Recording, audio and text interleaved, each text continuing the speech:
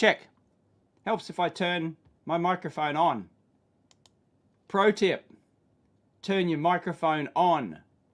They give you all sorts of, when you go live, they give you all sorts of things. Make sure you're, make sure you look good and you're lit good and all sorts of things.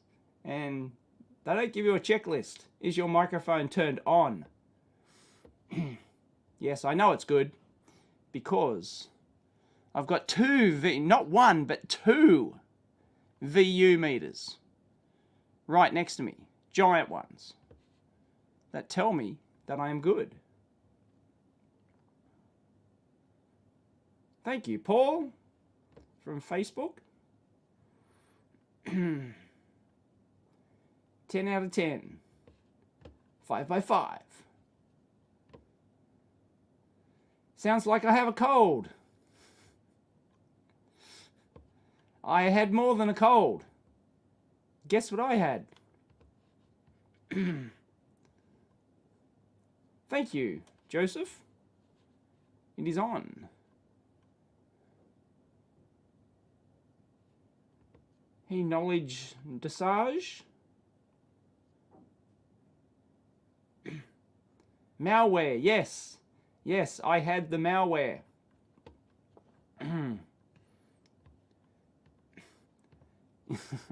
Yes, I was malware infected.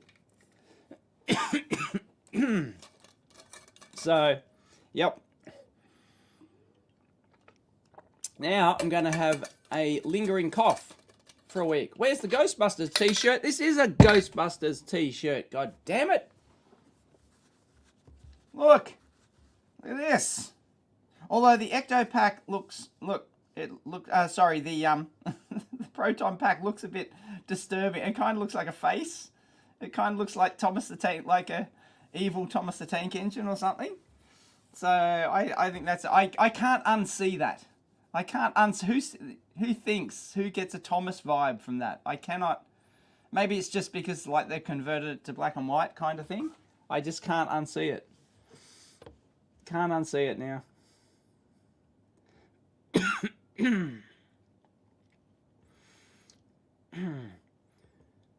So yeah, I'm going to have an annoying cough for a week. That happens every time. Every single time. I don't know what it is about me, but every single time I get a flu, then it, yeah, I'll have a lingering, little niggling cough for like a week. It's annoying.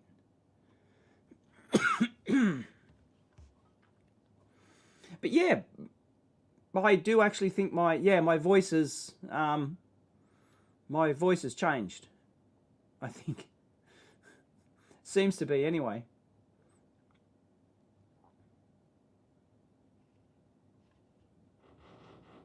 And don't know if you can see it.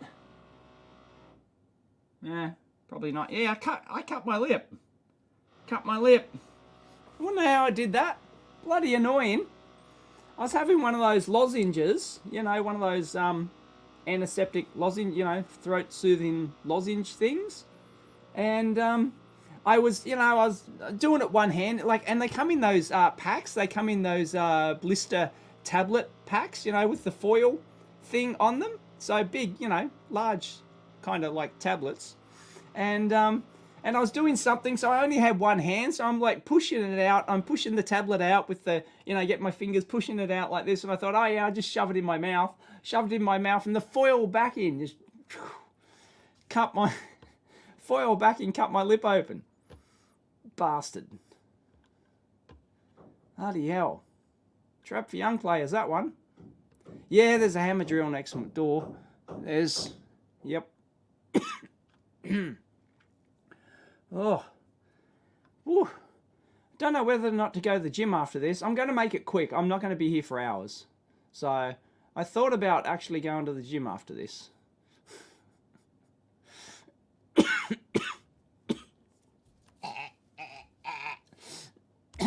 Thought about going to the gym. Yay or nay, should I go to the gym? Work it off. I am not contagious. I am not contagious. No, there's no flood over here that I'm aware of. And again, I don't watch the bloody news. No, we had our floods. I didn't think there's any more that I'm aware of. No, it is miserable outside. It's drizzling and, you know, but no, there's no floods. Yes, go to the gym. Yeah, always. Yay. I need a burger. Damn right I need a burger. No Black Magic update on the Tagano. They've given up. Because Black Magic said that they would need to have the Tagano so that they could hook it up to their HDMI analyzer. And Tagano don't want to give them one, obviously. And I'm not going to give it to them. Considering that I have a perfectly fine workaround for it. And so, and I couldn't reproduce it with another HDMI camera. I could not reproduce it with this. With like the same images and stuff. So, that's gonna be forever unresolved. Oh, I was feeling better before I started the live stream. I'm fine. It's just like one of those niggling, annoying coughs. It's really annoying.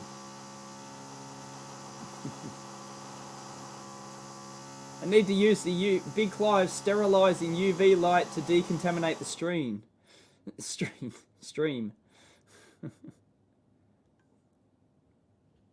Jim, probably not a good plan yet, dude. Give it a day or two. Yeah, but I've already been off for a week. Already. No, I'm not into ham radio. Sorry, there's nothing I can do about that jackhammer.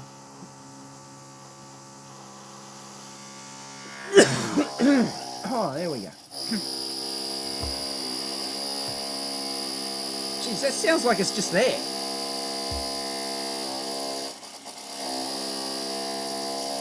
Wow. Wow, that really sounds like it's right against my wall. I should use cards. I should write out everything. Okay, everyone ask questions and I'll write answers on a post-it note and hold it up.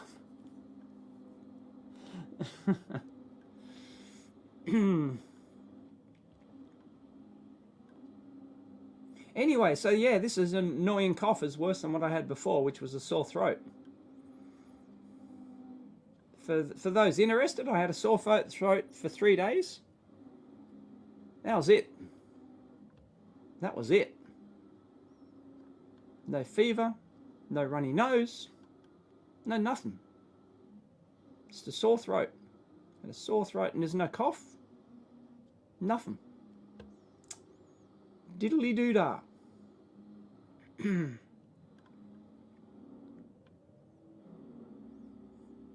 Move my test gear away from the wall.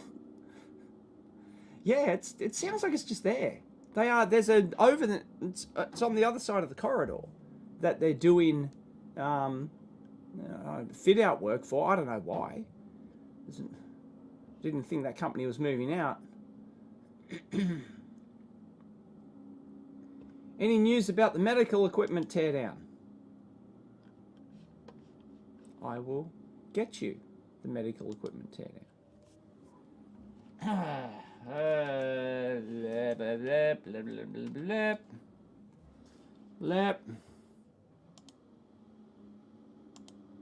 Don't say I don't deliver. Dave delivers. Hang on.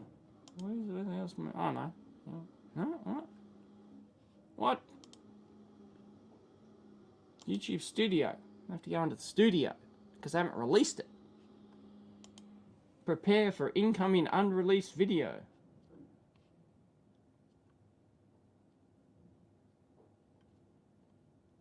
Oh, I didn't even rename it. I didn't even rename it. That's how unreleased it is. Did not even... Getting a really raw video here. No thumbnail. And what happened to the facial hair? It made me look smarter. Yeah, well, I was growing it for 7 days and it looked shit. Made me look smarter. Nah. Just made me look older. Screw that.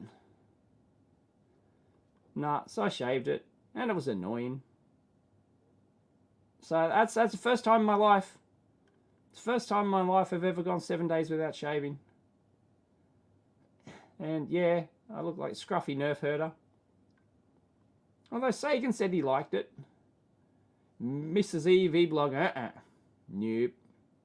Anyway, it's gone. It's gone. There is a photo of me with it.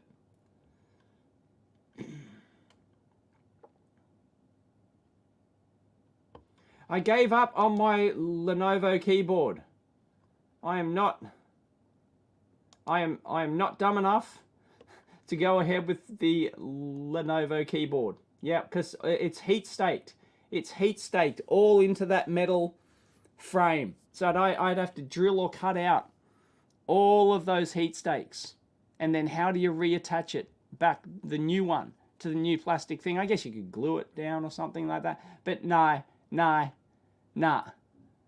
It's not worth it. It's not worth it. I'm just going to get little stickers. I'm going to get little stickers and I'm going to put them over the keys and I'm going to remap the keyboard. Screw it. Screw it. Nah. Oh.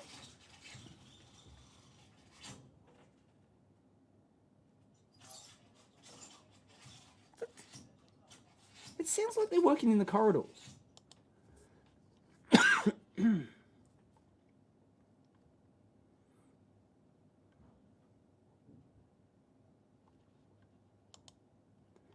Dave, I'm very surprised you never reached 1 million subscribers. Any idea why? Even though many channels that are full of ads and shit did. It's because they produce... Oh. Hang on. It's because I produce... Or they produce... The reason they get there is they produce tighter, more controlled, consistent content. I produce whatever. Like, you know, I produce, as I said, dozens, literally dozens of different types of content. Your channels like your Great Scots, like your Electro Booms, right? These are like the two biggest, right, in our field, aren't they? Is there anyone? Electro Boom, Great Scott, who else would be in that subscriber echelon? Right, both of those produce incredibly consistent, formulaic content. When you subscribe to them, you get the exact same video delivered every time. Whereas you subscribe to me, you don't know. It's a box of chocolates. You don't know what you're going to get, right? And that's just the way it is. That's the nature of my content. That's what I built my channel on. And if I wanted to do that, there's no reason why technically, well, that's not my style of content creation, right? But there's no reason I technically couldn't do that. But I would have to pick a format and I would have to stick to it. And like, as in length of video, style of video, how it's shot, how it's edited, how it's voice-overed, how it's scripted, everything else, right? These are scripted. These other channels are scripted. They are heavily produced and they are produced in a consistent format. And that's why they get a much higher subscriber to view ratio. And they appeal to a larger audience, just the nature of their content, right? So, yeah. That's just, Tech Moan is a good example. Yeah, Tech Moan. Although Tech Moan is not really electronics. Tech Moan's more vintage audio kind of stuff. Like, you know, he feels that vintage audio meme. But yes, a very good example. Yes, right? Or the 8-bit guy, right? These people have niches, right? And they stick to it. And they stick to it. So, yeah. Marco Reps, yeah, but no, Marco Reps, yeah, but Marco Reps is not, how many subscribers has Marco Reps got, right? Doesn't have millions, does he? Marco, oh, hang on. I don't think Marco Reps has millions.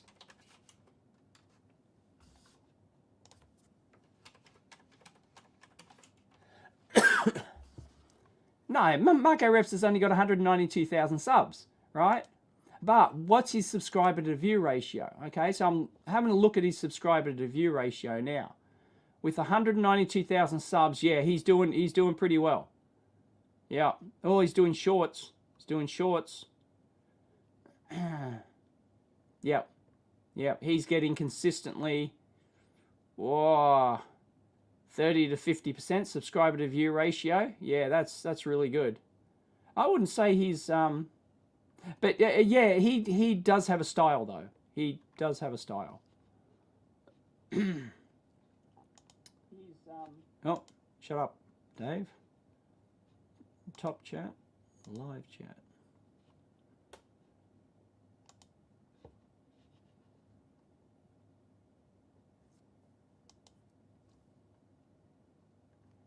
Yes, I know Big Clive passed me, because once again, Big Clive is very, not only does he have that sexy, silky, smooth voice, right? How can you not like, right? It's the same with Great Scott, right? It's got that German accent, right? You just can't beat it, right? Whereas me with my, you know, whiny, nasally, high-rising terminal, westy, freaking Australian accent, right? There's just no contest, right? I do not have a voice for voiceover and annotation and video and stuff, right? It's just no.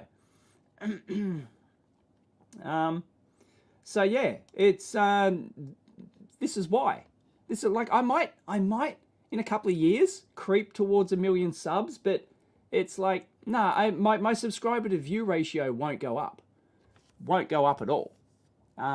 So yeah, it's just the nature of my content. So unless I change it drastically, I'm never going to get there, right? I'm never going to match those other channels because they produce formulaic content. I do not have formulaic content. Big Clive has formulaic content, right? It's one of the reasons why he's popular. Not that, well, his videos are fun, right? He's a fun guy.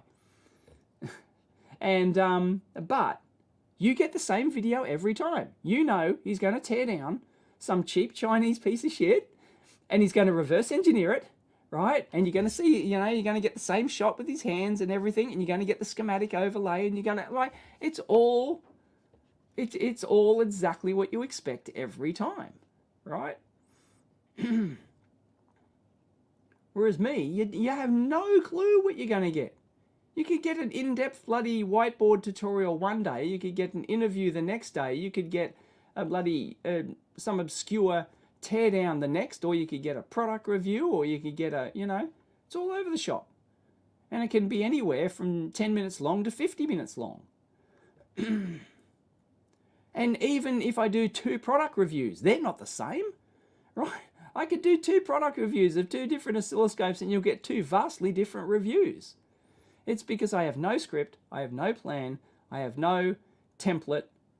There's nothing. I just press record and I edit shit together. And I start talking and I edit shit together.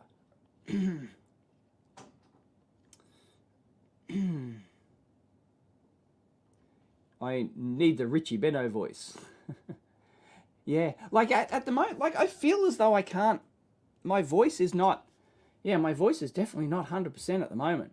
I shot an amp hour yesterday, so you'll be able to have a listen to the latest amp hour to hear what I, just see what I sound like for a full hour. Jeez, yeah. Really? You missed the EE fundamentals. I just did a whole fucking video on, I just did 2 videos in a row of AC fundamentals.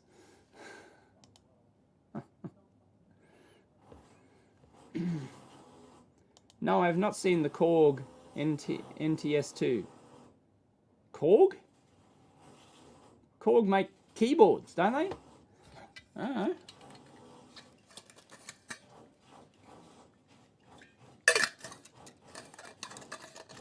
NTS2.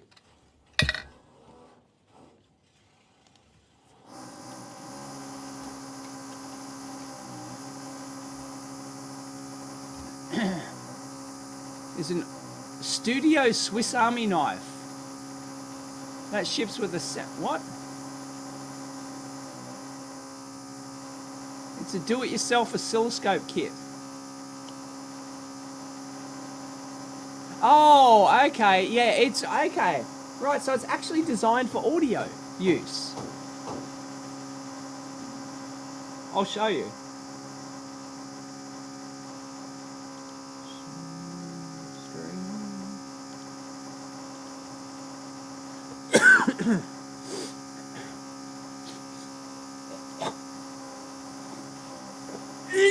Oh, God.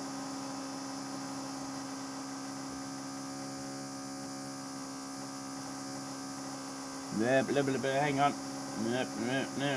There we go. There we go. Right, Korg oscilloscope.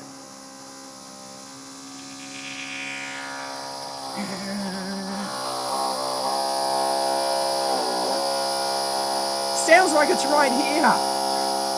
Sounds like it's in the room. Jesus. Anyway, here we go. Yes, I almost died there. That was...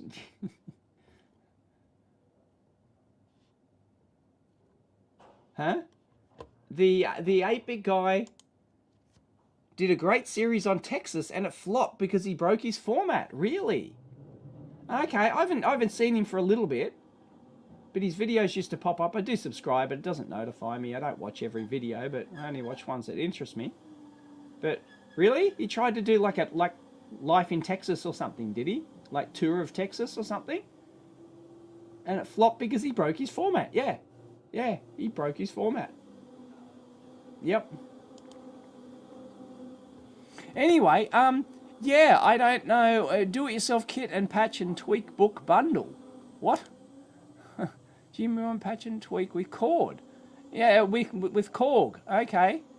So that's Korg the keyboard company, right? Is it? Or are they just stealing the name? Right? So it's a little... yeah, nah. Right? Well, I'm sure it has its niche, right? Aimed at electronic music enthusiasts, synth Euro rack enthusiasts. Okay. Great. I'm sure there's still a bunch of them, actually. But that is not... that is not something that you'd ordinarily buy. I don't think about Linux at all.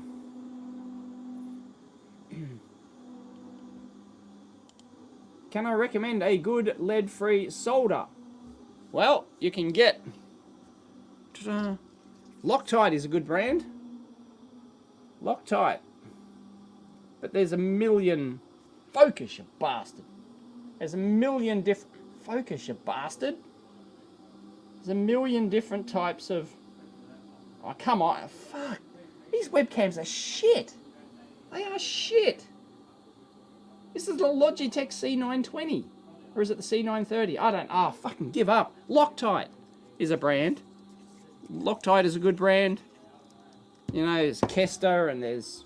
You know, get one of the big name brands. Basically, anything that's available from, like, you know, DigiKey Element 14, one of the, you know, and it's expensive. One of the good brands. I don't know, maybe there's like a, you know, someone's done a solder shootout somewhere. And, anyway, I use Loctite. Not that, you know, it's all the same, really.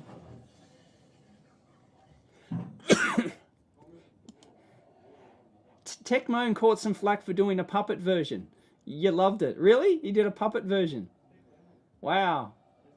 Cool. It's trying something different. See, that is the problem, right? That is the problem. All these channels, right, that have built up their audience on one specific style of content. They are locked into that. If they try to do something different, right, they're going to get absolutely hammered, right? And as a content creator, that sucks. It means you can't change your format, right? Yeah, you're going to be successful. Yeah, you're going to get millions of viewers, and you're going to get millions of views, and you're going to make a full-time living from it, but then you can't change it, right? Well, maybe you can start another channel. You can, you know, but usually it's got to be not that much different. You know, there's a lot of big YouTubers who have like a second channel, like a, you know, so where they can just put their unedited thoughts and stuff like that. But yeah, they usually can't just drastically change something, right? Because it pisses people off. And that's what they're locked into. Me, I don't give a shit. I don't get that many subscriber to view ratio anyway. I don't care. I don't care. If I want to do a style of video, I'll just freaking do it, right? I don't care. And that's the advantage of my channel. So yeah, I don't have to stress about having to deliver the same content every time, whereas all the other content creators do.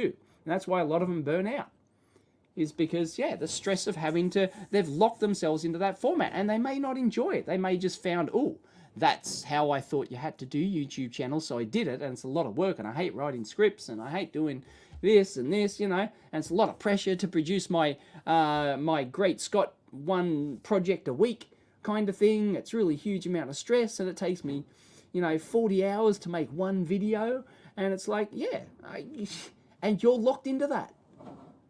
So, yep. Well, see, the thing with the second channel is you, the thing with the second channel, you get the same problem, right? You either have a second channel like mine where you go, don't even question what's on my second channel. If you don't like it, fuck off, right? and you just dump any old crap there, which is what I do, right? Or sometimes I put polished content on there. Sometimes I don't, you know, it's just a single take piece of shit, or it's me just out somewhere. I'm on a holiday, and, you know, I uploaded a lizard. You know, I was following a lizard around, right? Freaking goanna, right? I was following a goanna around, and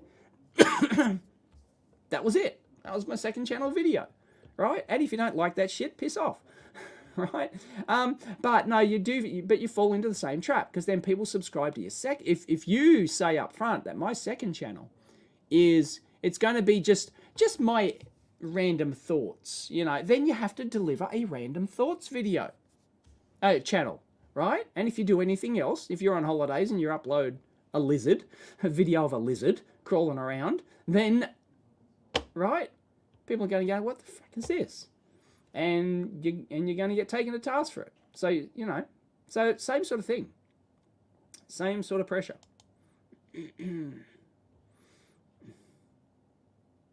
Yeah, sounds like a great rock band that can only play the hits. Yeah, that's exactly what it is.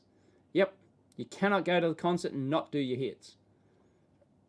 And even, I know there's some, like, huge artists, right? Huge names. And I think, was Weird Al one of them? Weird Al did like, it was maybe before the Coof. And he did a tour. And he went, do not buy tickets to this if you want to hear any of my popular songs. Do not buy a ticket. I'm telling you now. Do not buy a ticket. This will be all the weird shit. This will be all the weird songs I've never played at concert, right? There won't be a single song that you know.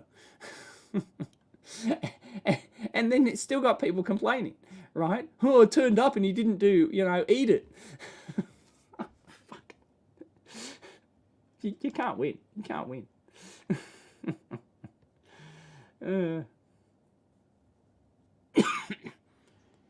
Yes, there was a recent issue with Fran and Google. That's been solved, though, until the next time it happens.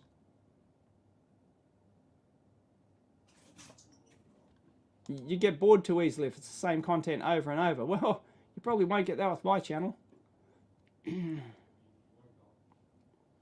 Right. See, there's, you know, there's a few people. Unfortunately, it doesn't translate into a popular channel.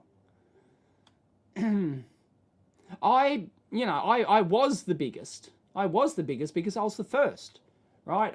I had the prime mover advantage, right? I was basically the first to do it. and then all these other channels, and you know, I was biggest for 7, 8 years maybe, until Electro Boom originally was the first to overtake me, and then Great Scott. I don't know, can anyone name anyone else? Is it Great Scott and Electro Boom? Not like Tech Moan and because I wouldn't consider Tech Moan in the same field. Like, who's got more than 850,000 subs? Does anyone?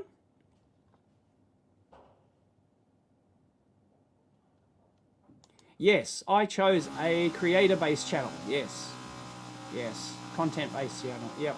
I mean, you know, it's not like, you know, people don't subscribe to Great Scott for Great Scott, and they don't subscribe to Big Clive for Big Clive, right? They certainly do, but they are locked into doing the same stuff over and over. That's where they're, you know, it's not like they can't do other content. It's just that if they do, their views will plummet, and they will, you know, they will get complaints.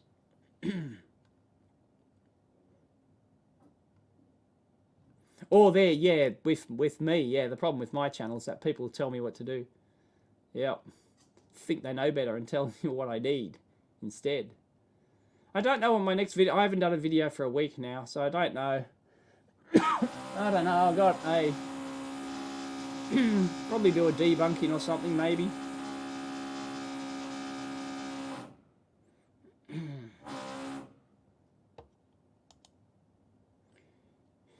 Rigid super juice content is okay, but the freedom to diversify is one thing that makes Dave's style so good. Yeah, that's why I reckon I'll outlast them all. Once everyone's died in the ass because they just can't handle it anymore. Dave will still be blogging from that. Yep, I'll still be here. Yep.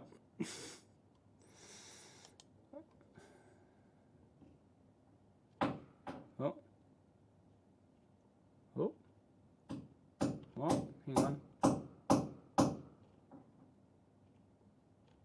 Sorry, there were a couple of super chats I missed.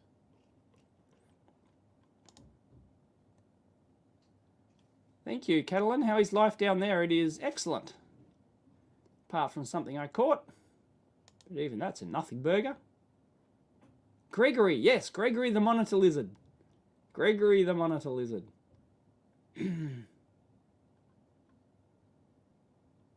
Oh, Fran's in the house. Hey, Fran. How did you get around all that make a brand thing launching EEVblog 2? I didn't get it. I just said I'm doing it. Here it is. Here's a second channel. I'm just going to throw random shit on there.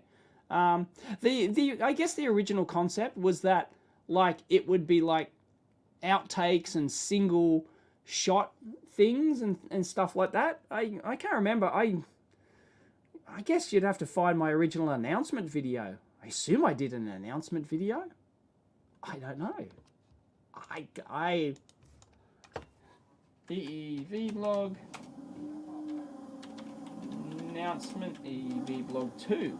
I don't, like, it would have been, I don't know, was I a year or two into it? I've done, no, I don't think I'd ever be able to find it. No, if anyone can, please send me a link, but yeah, I don't think I'm going to be able to find a thing. How did I get around all that make a brand thing, launching EEVblog 2? Yeah, I just didn't. I said, like, and it was in the description, it was like, this is just random shit. It could, maybe I didn't have any intention to put any, like, personal family holiday stuff on there at the time, because I had my Alt Zone channel, because I actually have I had a third channel. I always had my personal YouTube channel, and I put my Canyoning videos on there, but since then I've never really used it, my old personal YouTube channel. So I've just, you know, I've put Canyoning videos on my EEVblog 2 channel that probably should have gone on my, and I've actually copped some flack over that. I've gone, you know, people actually remind me, don't you have a personal YouTube channel for this sort of shit? And it's like, well, yeah, actually, technically I do. Yep, technically I do. So, there you go. Yeah, I just ignore people. I just, nah, it's just random stuff. So, yep, it's only the numbered, polished content goes on the first channel. Like, if I've put effort into a video, then it generally goes on the main channel. Or if it's, you know, something that I don't think is only of incidental interest, then it goes on the second channel.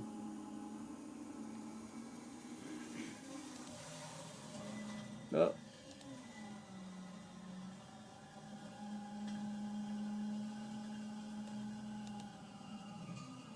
Thank you again, Catalan. Kickstarter cruelty lizard issue. You got ripped off. I don't know what a cruelty lizard is.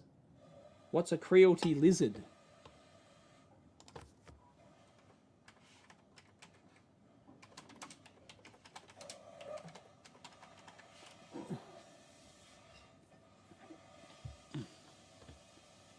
Captures details. Cruelty gets sued. CR scan lizard Kickstarter page is removed. Ah. Oh, Cruelty, they're a 3D printer, aren't they? They're a 3D printer. Scanner. It's a 3D scanner. Cruelty CR scan lizard captures details of view of the subject and is currently unavailable. Right, so they stole some tech, did they? And some other companies claim in the tech, and they had to pull their project from Kickstarter? Whoa. Whoa. It used the intellectual property. They've got an intellectual property dispute. Wow, that's interesting. Wow, there it is. Oh, I'll share the screen. That's the Kickstarter. Oh no, sorry, that's just the. No, okay. But that's what it says on the Kickstarter page. Wow, subject of an intellectual property dispute and is currently unavailable. So I get, wow, can that happen? Is that a first? Can you actually, like, I guess you, I don't know. So let's say somebody ripped off your IP, right? Or you thought they did, and they've done a Kickstarter. Can your lawyers just like contact Kickstarter and go, this is our IP, we're suing them, please take down their Kickstarter? I don't know if they can. I don't know if Kickstarter should. Because you shouldn't. Innocent until proven guilty and all that sort of shit. Right? You shouldn't be able to take that down, or maybe their lawyers told them to take it down. Wow. There you go. Cruelty, yeah, they make 3D printers, right? I thought they were pretty big.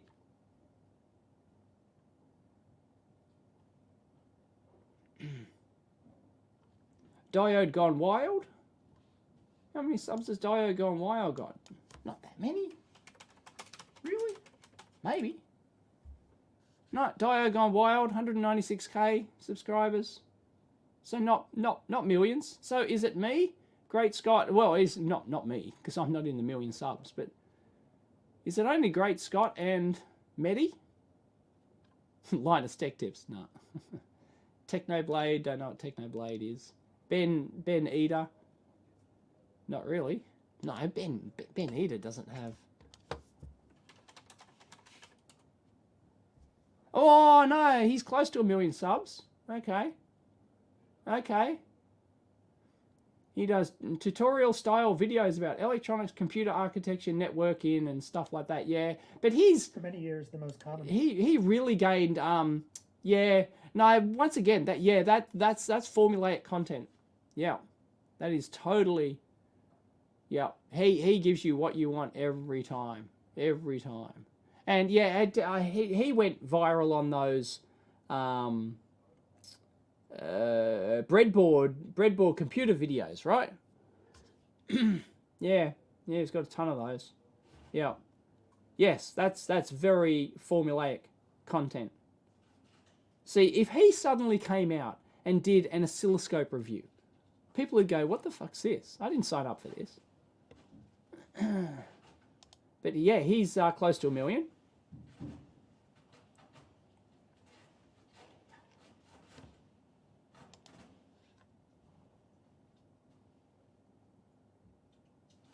There are very few channels like this. There is room for a lot more. Yeah, there's probably room for more. Yeah. Like if, you know, and there's a lot of people who do ask me for advice. You know, I want to set up an electronics YouTube channel. What should I do? I tell them, don't follow my thing. Stick to a formula. Stick to a formulaic content. Find a style that you like. Copy it. Add your own, you know, touch and your own flair to it, and then stick to it. And then stick to it. That's because you'll find that gives you the greatest chance of success. Unfortunately, that's just the way it is. You know, if I started my channel now, I don't think there's any way I'd get to anywhere near the subs I am now. It's taken me like 13 years to get to where I am, right? Slow growth, slow, steady growth. No viral shit. Nothing went viral ever. It's just, yep. I'm the tortoise.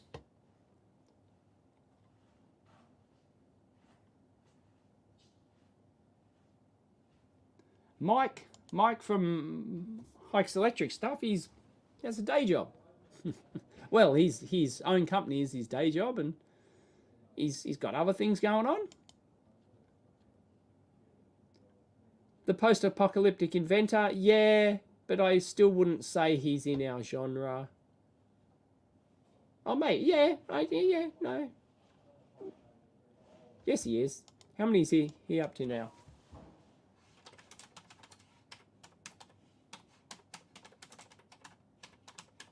I can't spell, so YouTube will fix that for me. No, he's only 484,000. Yeah.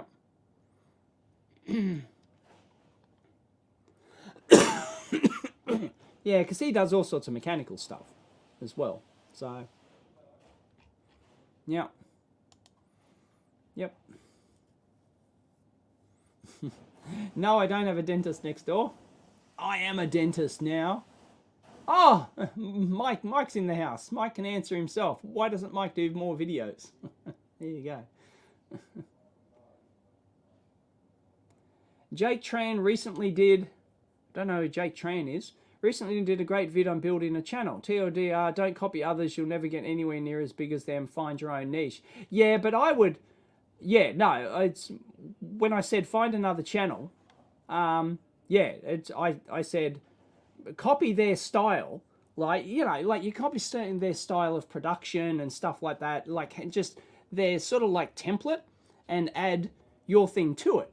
Like, you know, like you could, I don't know, you could copy Big Clive's overhead cam, you know, hands with the voice, if you think that's, you know, your thing, if that appeals to you.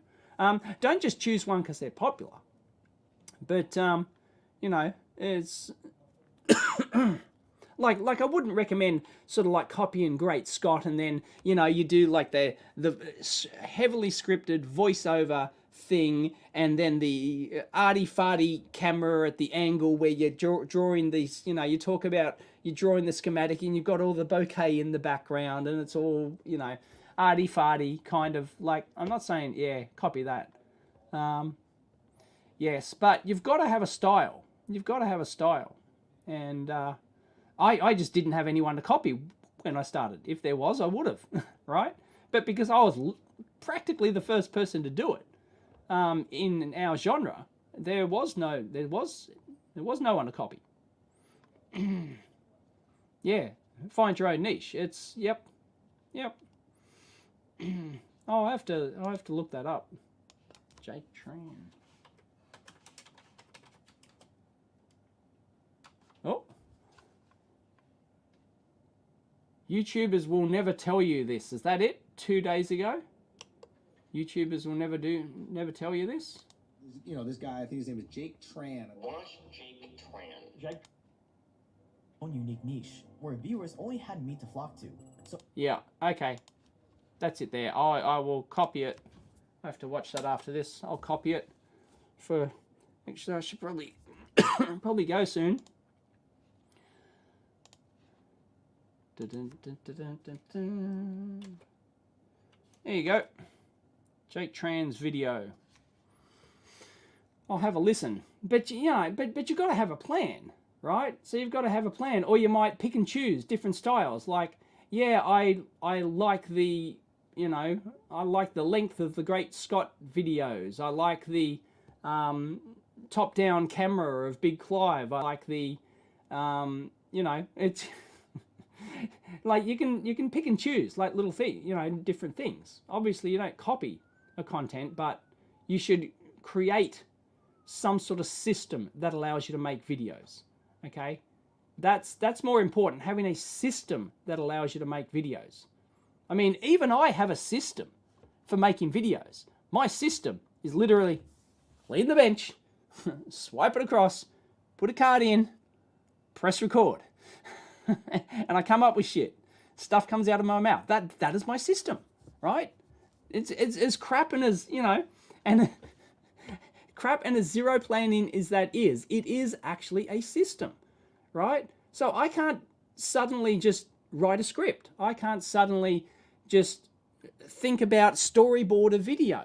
I can't, you know, I can't, because that's not my system, right? So you build a system for making videos, because the thing about YouTube is that you have to make videos, and if you don't enjoy making them, and if you're not efficient at it, you're not going to be a success, regardless of the format you choose. It doesn't matter.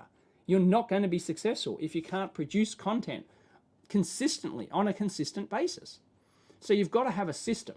So I would recommend just coming up with a system that allows you to make videos, a method to actually do it, and then stick to it.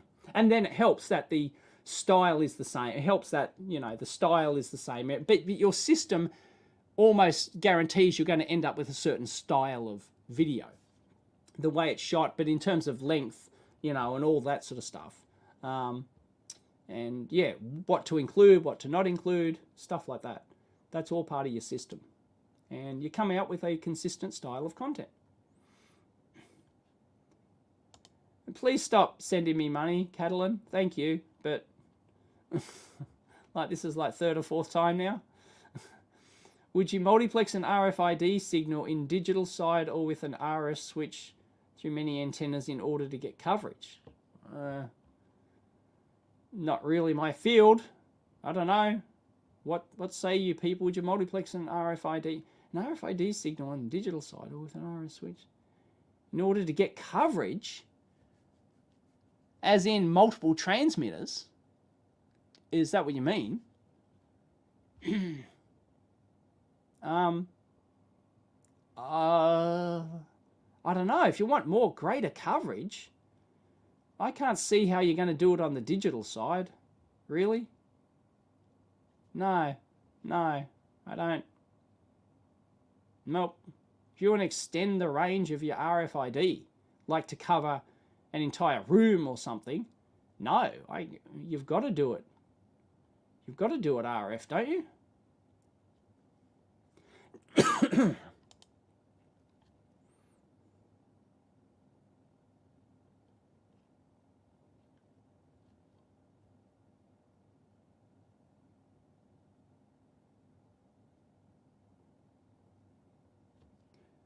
It's a minimum viable video production. Yes.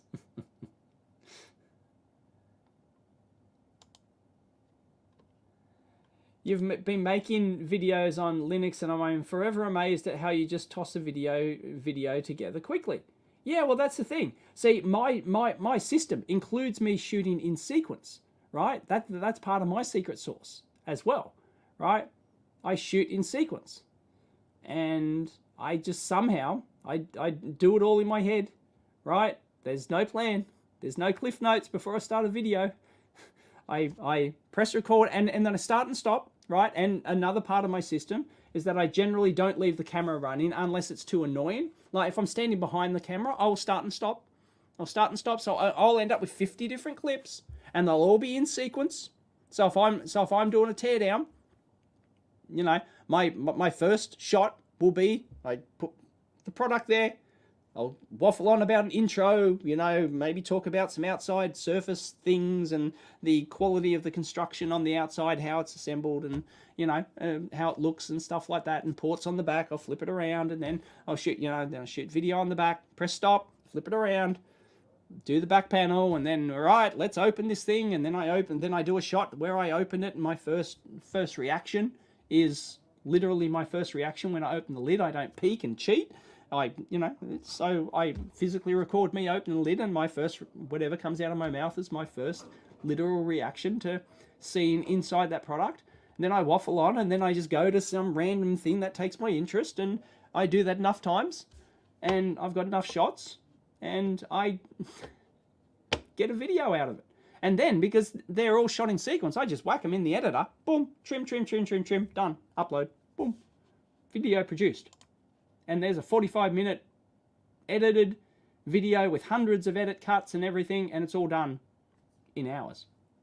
All right? That's just part of my system.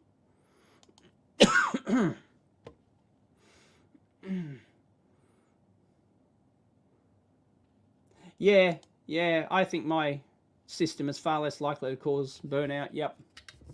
But I've got to get in the mood to make a video, right? Sometimes I'm just lazy. I'm not going to fucking start a video today. Screw that. I'm just going to bum around, do nothing. But other times I'm like really hyped up to get a video done. So, yeah.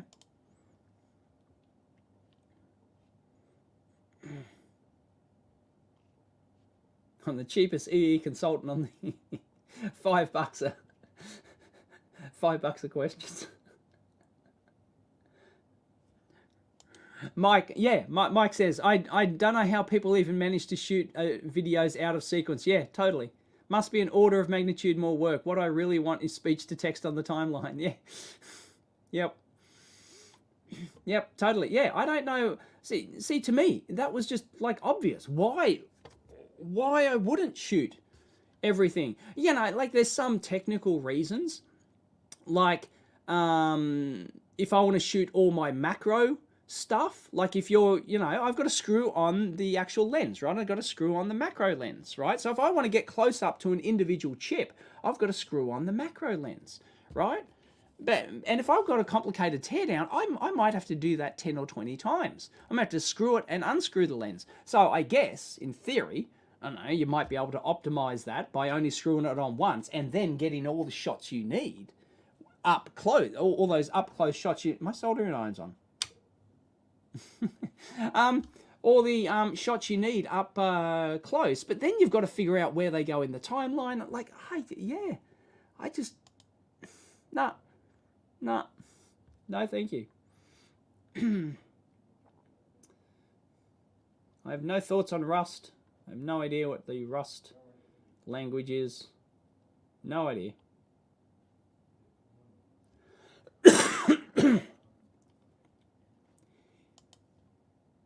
If I split all my videos into different channels, would the algorithm punish you badly? Probably. Most likely, yes. Yep. Most likely would.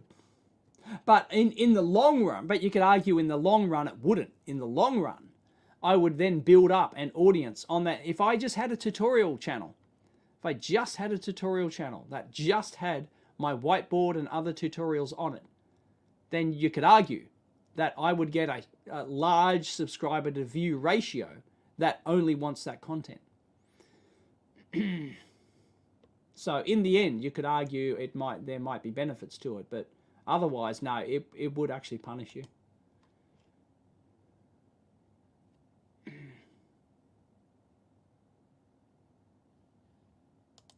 Can lithium-ion cells be combined using time division multiplexing to output one like multi-phase buck converters are? There's nothing to stop you doing that, but to what end? I don't really see the point. I don't see the point. You're talking about having each one like individually charged, and then you could sort of like take a little chunk of charge out of each one. The answer is yes, you can, but I don't see, and can anyone see any advantage to that at all? I can't think of an advantage to doing that, really. Certainly, like, there are products where it's advantageous to have like a second battery swap kind of system. In fact, I've got a product here, a new product that has a battery swap. and but you wouldn't do that on a time division mux-in basis. You wouldn't do that like fast. You would do it slow. So yeah, I can't see any reason why you'd want to do that. Maybe there's some niche reason, but I can't. Nothing comes to mind.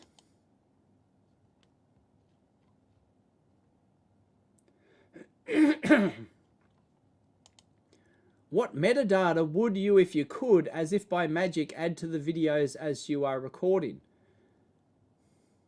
What metadata? Overlays? Datasheet overlays, maybe? That'd be cool. If it was like auto-inserted in camera.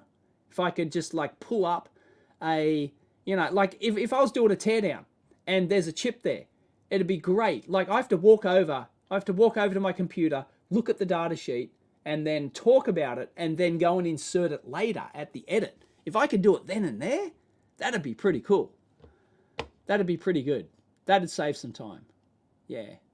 But even my process of overlaying data sheets on the screen and stuff, that's all, you know, and overlay text. But then again, the overlay text really only comes about because I've forgotten to say something. Like I'm editing my video and then, oh, I didn't explain that, or I thought of something extra and which I wanted to put on top. Then I'll add I just said something, some crap came out of my mouth and it's wrong. So I would fix it in a text overlay thing. But yeah, I'd say data sheets. Yeah, that'd be pretty cool.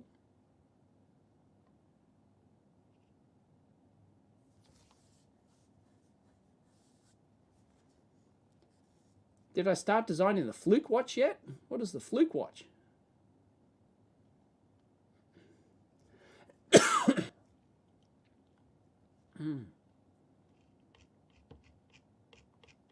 Okay, I'm caught up.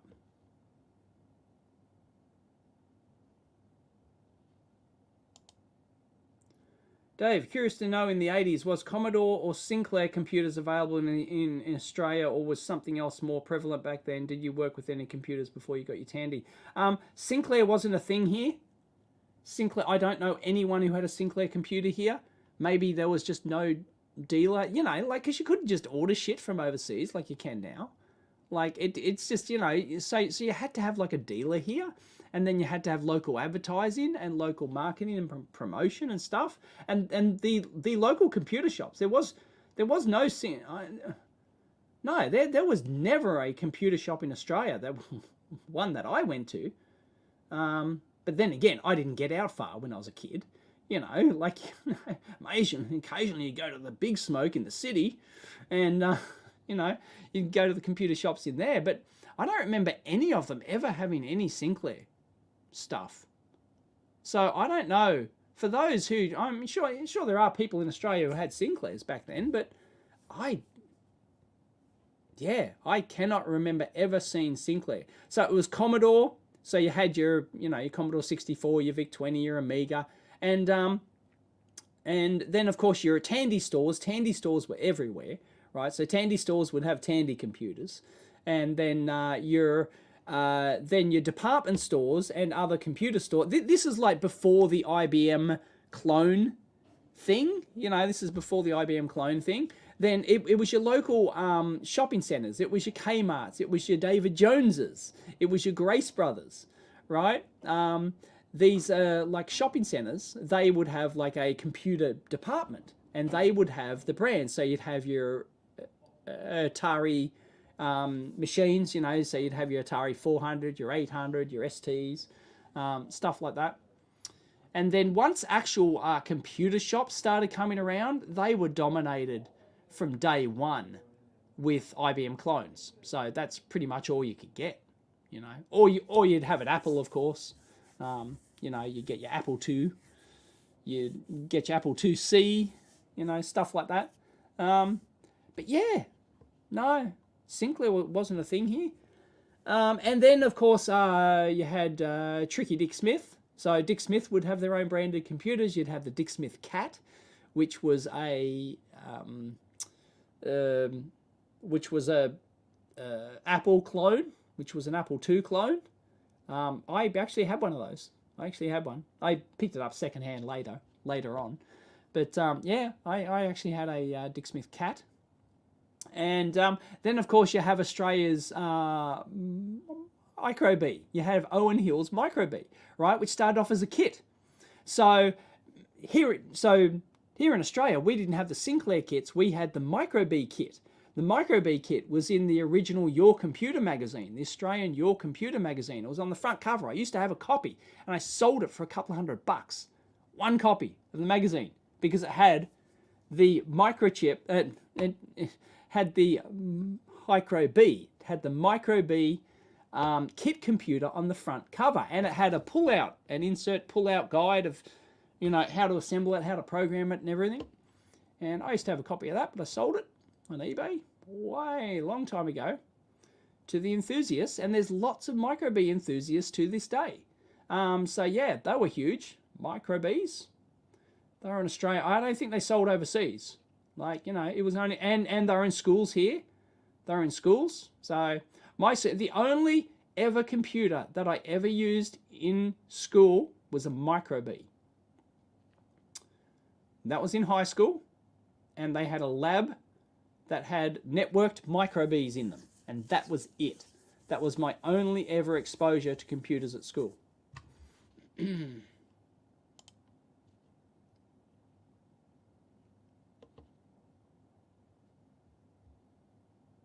Oh, the Flake Watch. Yeah, right. Thank you, Paul Anderson. Been watching you for nearly 10 years. Love you to bits. We think we all do. Thank you very much. I think I might give the gym a skip today. I think I might just do my own workout here. I think I might just pump some weights or something. What do you think? Yeah. For those who don't know, I've got these things.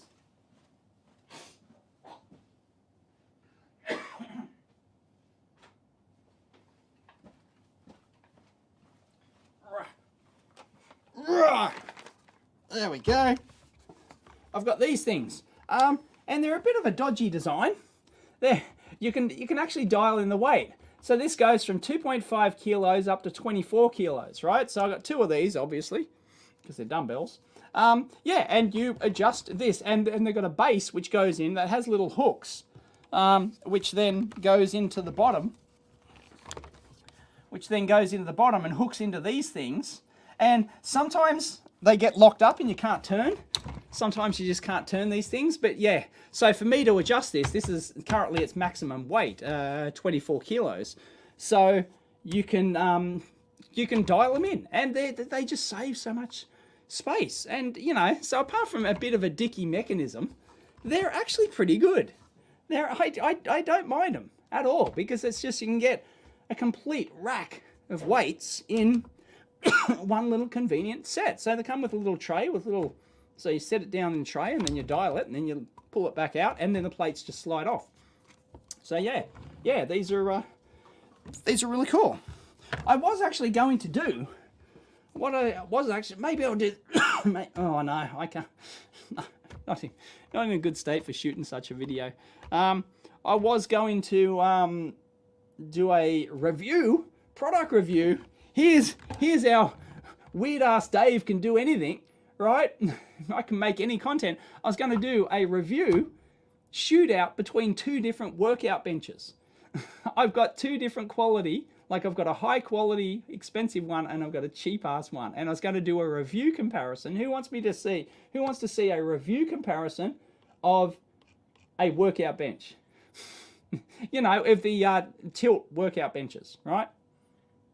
I've got two different workout benches.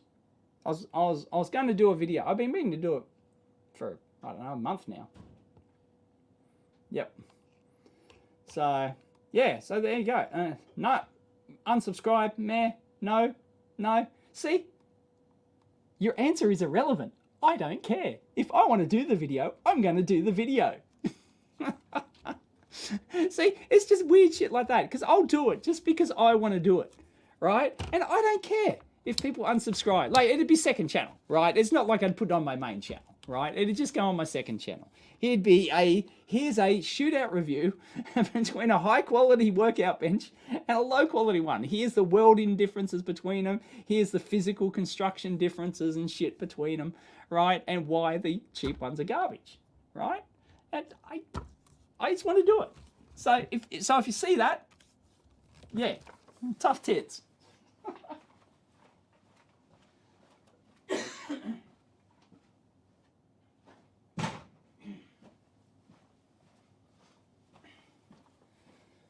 Oh, yeah, I think I'll, yeah, because if I go to the gym, I'm going to do a class, right? I ended up doing a grid class, and I'd be jumping around. I don't think I'd be able to control the cough. I can't see it.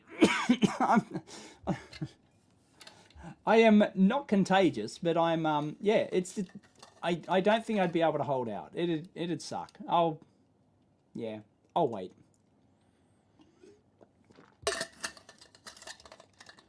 Do it. Sweat and flexing. Make a third channel. Yeah, I'll make a third channel.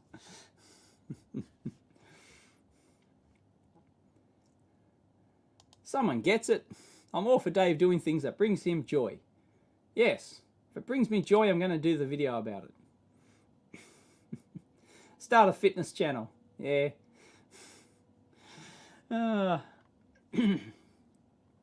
That cough sounds terminal. Yeah, it's not good, is it? It's just like really niggling, like I just get that tickle in the throat, and I've just got to. But yeah, that's just a thing with me. Every time I get a flu, well, I guess this is just another variation of a flu, isn't it?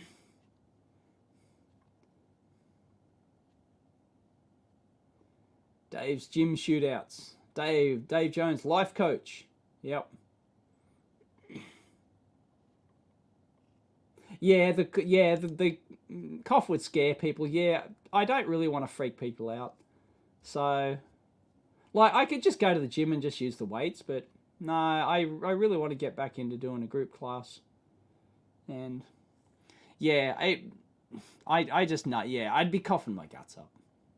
I don't think I'd be able to stop myself. It'd be awful. So I'll just hold off a bit. So yeah, I'll just do some weights here. I'll just pump out half an hour worth of weights.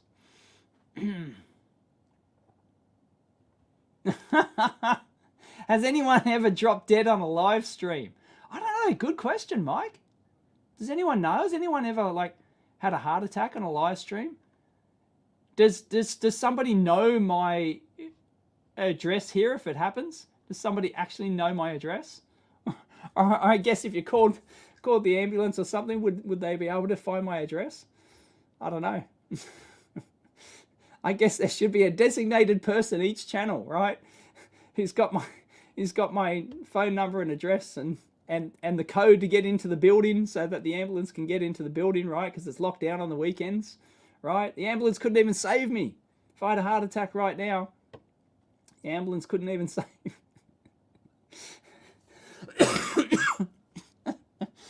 Yep. Oh, boy. Oh, come on. Anyway. It wasn't like this when I bloody had the thing. When I had this stupid coof. Like I said, the only thing I had. Who else here's had it? What symptoms did you get? Because mine was just a sore throat. Sore throat for 3 days. Nothing else. No fever. No snotty nose. No cough. Nothing. Absolutely nothing. It was just a sore throat for 3 days.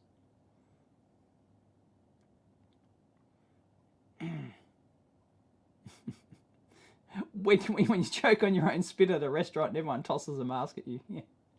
Yeah. Yeah, alright, so yeah, I won't go to a video. Oh yeah, that was a bit to go to a lots of suicides and murders live streamed. Yeah, that wouldn't surprise me. Yeah. I'm surprised there's not more of that. actually. Yeah, sore throat. Sore throat for Mr. Foodorama. Okay.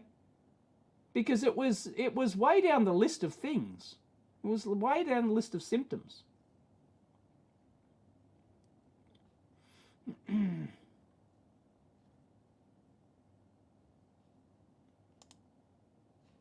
Weight training with oscilloscope. Have I done a video for everything? Of course I've done a video for everything.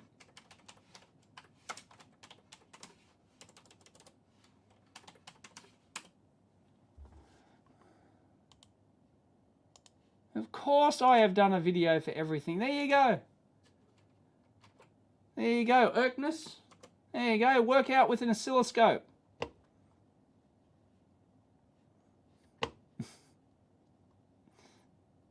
I don't even have to make videos anymore. I can just sit on my back catalogue, right? Every time somebody asks me for a video, I just post a link. It's just... Well...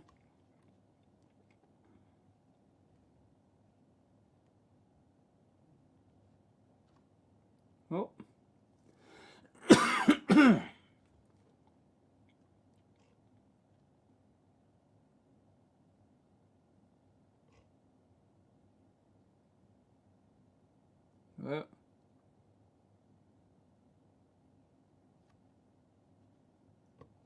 Kirk has got a colleague positive for the 4th time in 2 years. Wow. Yeah.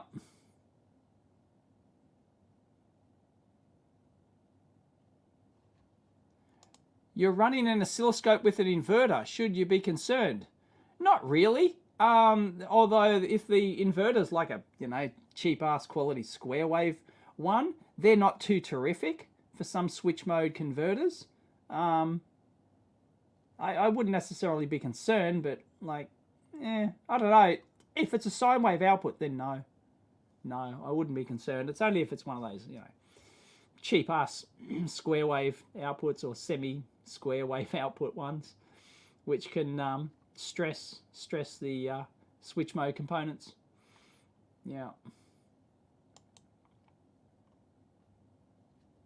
Guana's never jabbed. You won't catch him. You won't catch me alive, said he.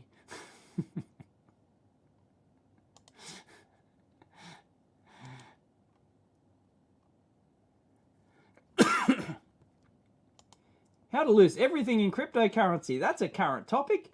Yay! People going, I told you so, Dave, I told you so. Yeah, joke's on you.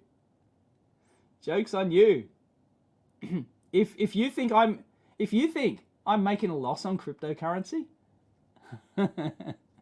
see the smile on my face? I don't give a shit. It's because I am not making a loss.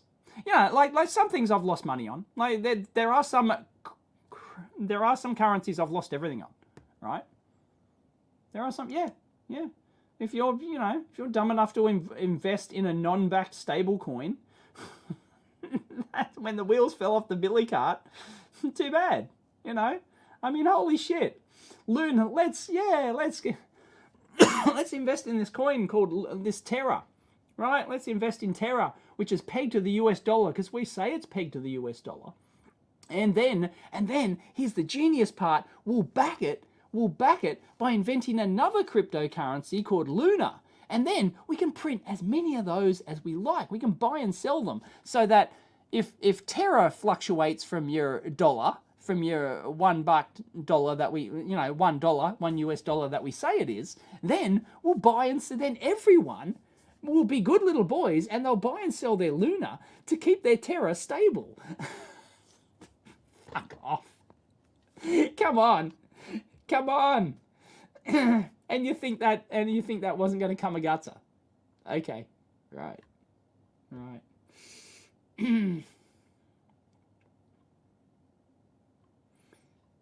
What? You thought you were a troll posting those video links?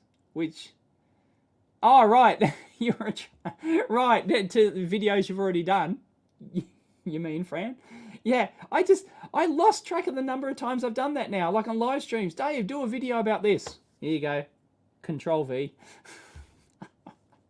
Somebody just said do a video on workouts with oscilloscopes. Physical workouts. Here's the link. Already done that video. Oh, man. Yep. Well, that's what happens when I've made like 2,500 videos across both my channels. There's bound to be a video that I've forgotten a ton of stuff I've done. A diverse portfolio is the recommendation of Dave Capital Management. Yeah. Anyway, there's some good buying at the moment. Just saying. Just saying.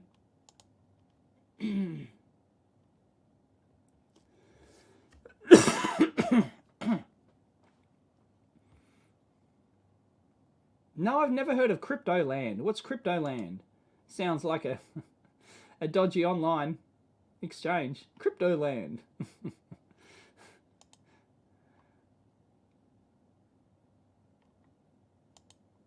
What about the bad news about Coinbase? I haven't heard about Coinbase.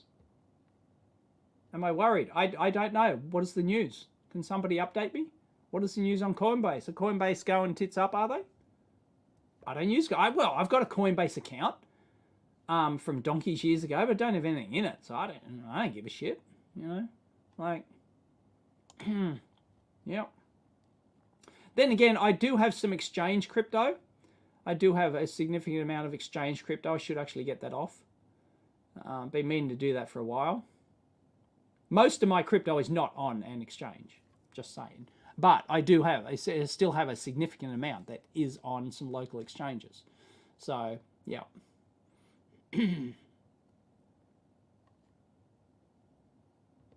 Has anyone bought real estate on the moon? I don't know. Sure, somebody's tried to sell it. Why not?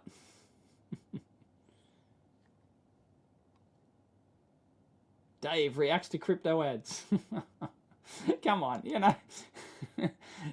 Terra Luna. Oh, Jesus. Yeah, yeah. Stable coins. Yeah, apparently, I think, and please correct me if I'm wrong, but the only thing that's keeping Terra, isn't Terra still worth like 30 cents or something? Terra is still clinging in there. Luna's gone, right? Luna's gone.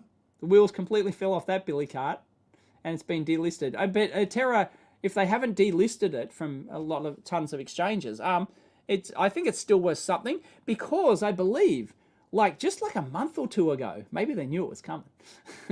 A month or two ago, I think the developers or Terra Corporation or whoever it is, they bought a bunch of Bitcoin. I think they sold off a metric crap ton of Luna, and they bought a crap ton of Bitcoin to try, just in case. So I think, so they've got like a real asset there, because Bitcoin's not going to zero. Right? And there's just too many vested interests. And so they bought a bunch of Bitcoin. So they do actually have, technically, they do have a bunch of Bitcoin back in Terra in some way, shape, or form. But I'm not sure of the, how it works legally and stuff like that. I don't know, but yeah. Yay, let's buy Dogecoin. I can ride the next Elon pump.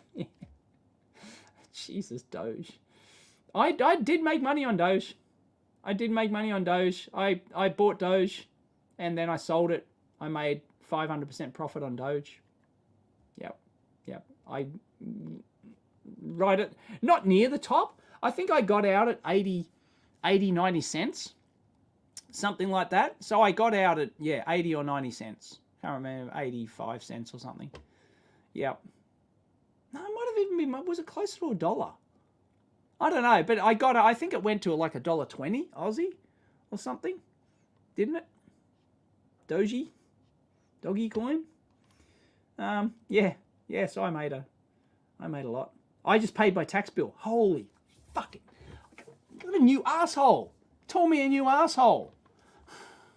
I guess it's a good problem to have, right? Because I had to pay my 2021 tax bill, and because I made a metric crap ton of money on crypto, right? And I cashed out. Not all of it, only some of it. This is only some of it. And the tax bill ripped me a new asshole. Seriously. Yep. But I guess it's a good problem to have, right? Tax is a good problem to have. But yeah, but there are people who make a crap ton of money on crypto, and then they don't set it aside. They don't set aside the profits to pay the tax. And, you know, you've got a capital gains, and you pay capital gains tax.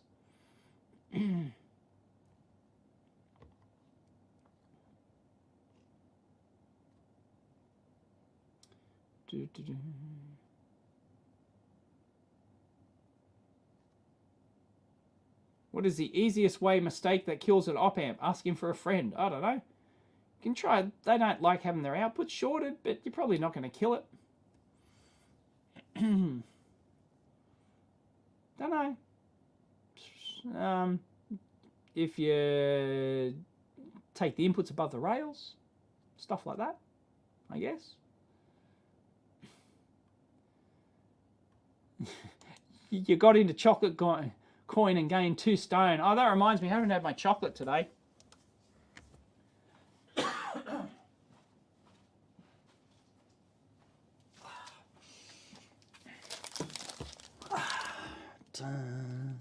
Top deck.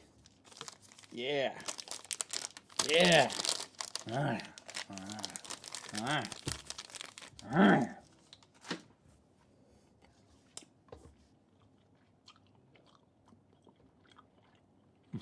Yeah. And don't set aside enough cash for the tax bill. I had to actually take a dividend from the business. But that was actually part of my plan. So it's actually turtles all the way down. So technically, if I sell crypto every year, if I'm making a profit on crypto every year and I'm selling it, then I end up with this huge tax bill, which then I take as a dividend. And so to pay the tax bill, I take as a dividend from my proprietary limited company. And then I've got to pay, and then, so then I've got to pay tax on the dividend or whatever, and it's turtles all the way down. So if I keep doing this, if I keep doing this forever, it is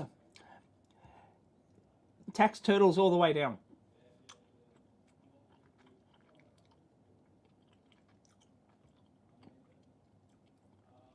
It was half price. It was half price.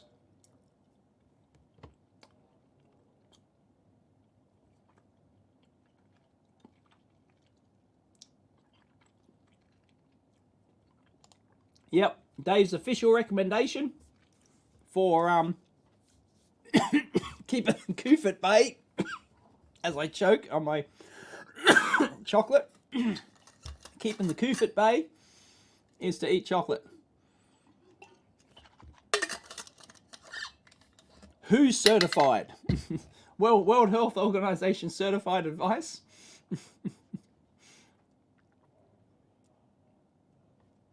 Can I interview Bunny Huang? I've had Bunny on the Amp Hour before. Really? Which country is that, Josh? You can't buy and sell crypto for your company. I've got both personal crypto and company crypto as well.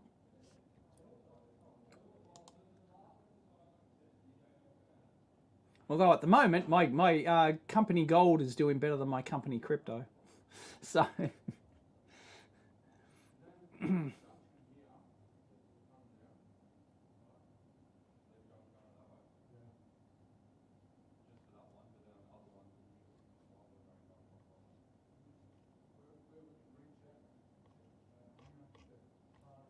Really? In Nevada, USA, companies can't buy crypto. Really? Wow. I can't see why. It's just an asset like any other asset. Wow. I didn't think they could pass such a law. I find that hard to believe. Really? Nevada? Wow.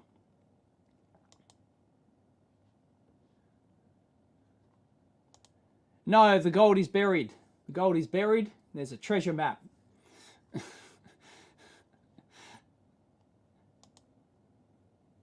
You need a you need a special license because of legal gambling here and the worry of money laundering. Oh, fuck that. Piss off. Like, that's bullshit. It's bullshit if there ever was any. Wow. How is it any different? How is buying a crypto asset any different to buying any other foreign currency? How is it any different? How is it any different to buying other commodities like gold, silver, you know, copper? How? That is really screwed up. Wow. Can't believe they got that passed.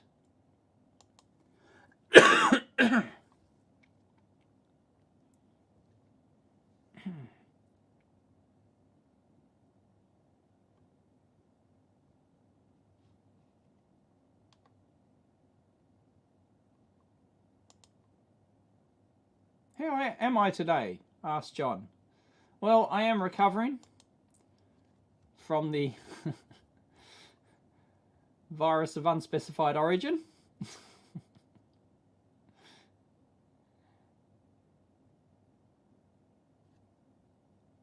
Any electronics projects in the planning? Yes, possibly. Not going to tell you what. I'll tell you one that I was going to do. It just popped, like, on Twitter. Somebody asked me this on a question on Twitter, and it was to do with mains power monitoring. And I thought, you know, like, there are companies that make mains power monitors. Fluke are one of them, right? They make little, you know, make a little doodad you plug into the mains, and it sits there and monitors, and it'll do data capture, and, you know, it'll capture peaks and, you know, transients and all sorts of things, right? And then give you stats, and it hooks up to your network, and you can hook it up to software, and they've got more advanced ones. And I thought it'd be really cool to do like an open source version of that, like a mains monitor that you just plug in. But apparently someone's already done it.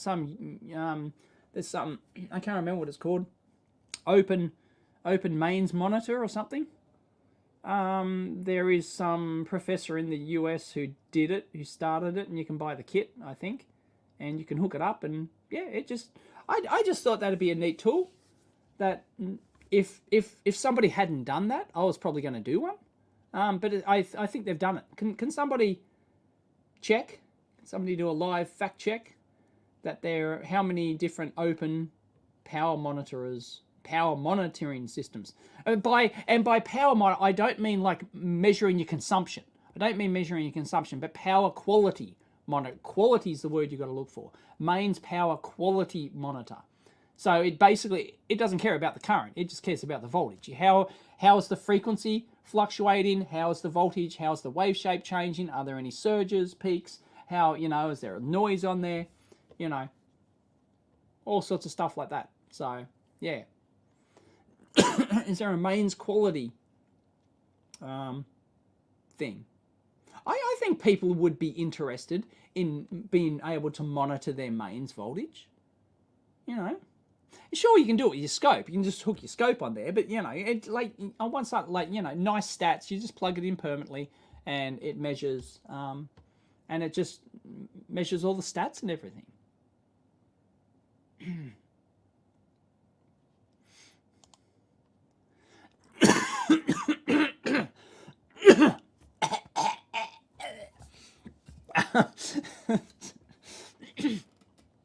You've had it 3 times now, only regained about 40% of your taste and 20% of your smell. Wow. Yeah, I remember you doing a video on that. And I just had a sore throat. That's it.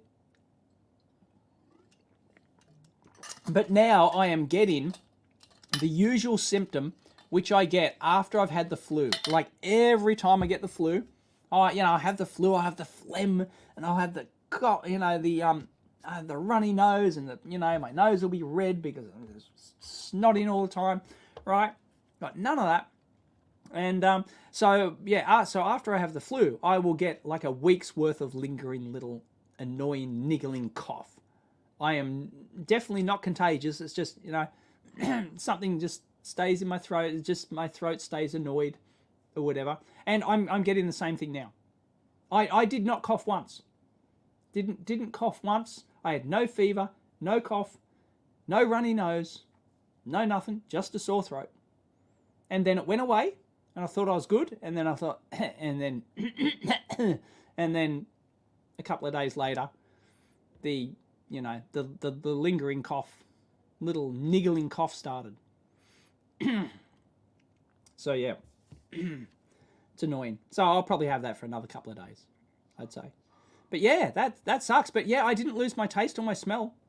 I can still taste that chocolate. Although I don't really have anything smelly here. What about, I don't know, flux? I don't know, does flux ever smell? Yeah, I can smell it. Yep. Usually a banana is my reference smell. And yeah, I can still smell just fine. So I didn't get any problems. So yeah, 3 times now. Wow. Okay. So just the first for me. I think it's the first. Like I could have already had it.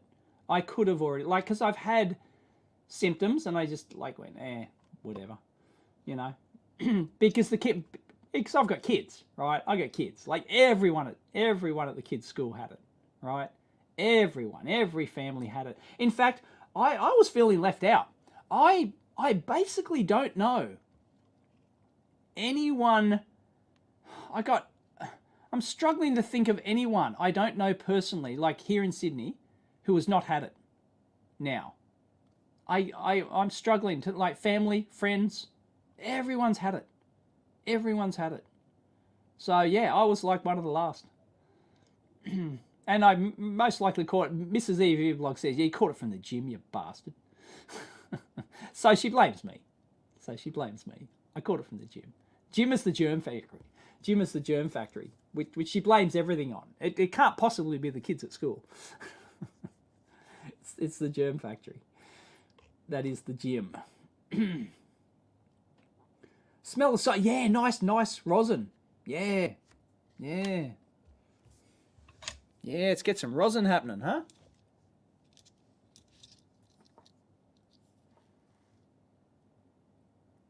Come on. Whoa, yeah, baby. Woo! Yeah. Smell's not a problem. Not a problem at all. Oh, boy.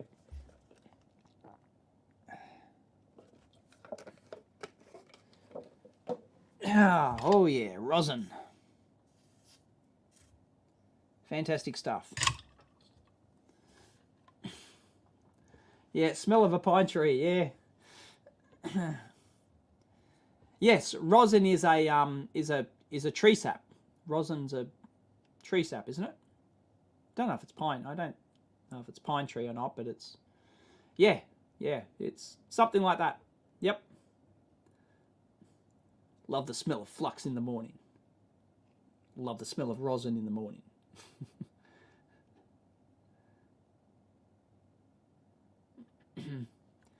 Yep, that's my official test. My official test is the banana test, and I can still smell bananas, so I'm fine. So yeah, it was a nothing burger, really. It was a complete nothing burger. Sore throat, wow. You know, every flu I've ever had. It's way worse. So yeah, I don't know. I might have had it before. I don't know. I don't know. But yeah, so anyway, complete nothing burger.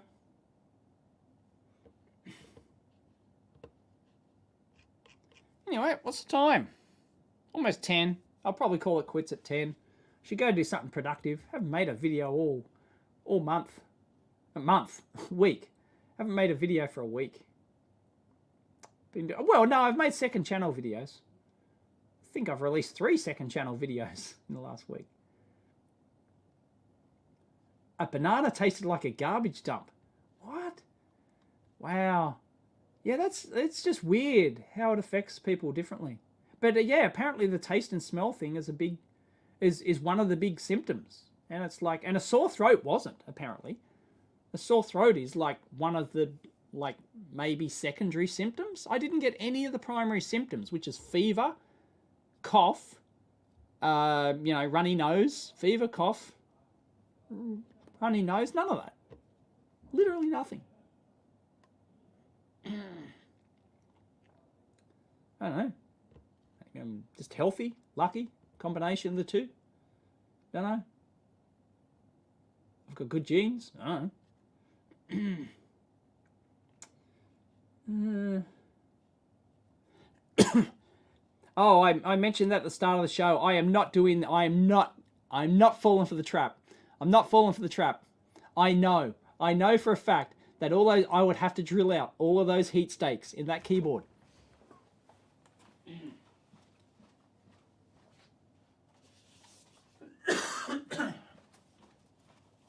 Yeah. That's how many heat stakes there are. I'd have to drill out all the heat stakes, and then I'd have to reattach it somehow to the metal backing plate. I guess you could just put double-sided tape on the back of it or something maybe, but yeah, anyway, nah. So not only do I have to take apart the entire computer, right, gut the whole thing, gut it completely, but then I've got to drill out all the heat stakes, right, and it's like, nah. So I'm going to get my label machine, and I'm just going to put labels over the keys. I'm going to get my Dymo. I'm just going to put tiny labels over the keys, and I'm going to remap the keyboard. Screw it. See you, Harry Paul.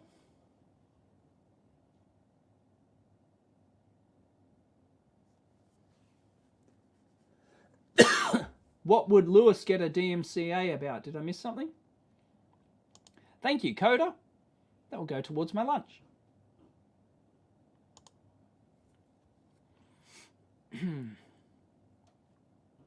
Yeah, that's one of the other ones was joint pain. Muscle and joint pain. Didn't get it. Nothing. No. Just a sore throat. Yeah. Still haven't had it, Heath. Yeah, I was kind of getting disappointed. I suspected I had it before. I don't know, but never tested. And then, well, there's other times that I've tested negative and stuff. When the kids have, there's been a school breakout and stuff like that. Yep. And no, it's. Yep. I was getting very, I almost wanted to go to like one of those COVID parties, coof parties. Give it to me. Give me some of that Omicron. It's feeling left out.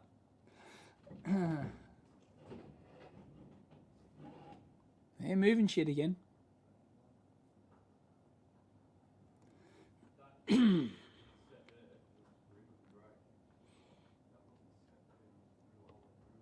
What's the state of the microsupply? There is no state of the microsupply. The state of the microsupply is that there's a couple of functional units. This does actually work. It's functional. Plug in. Oh.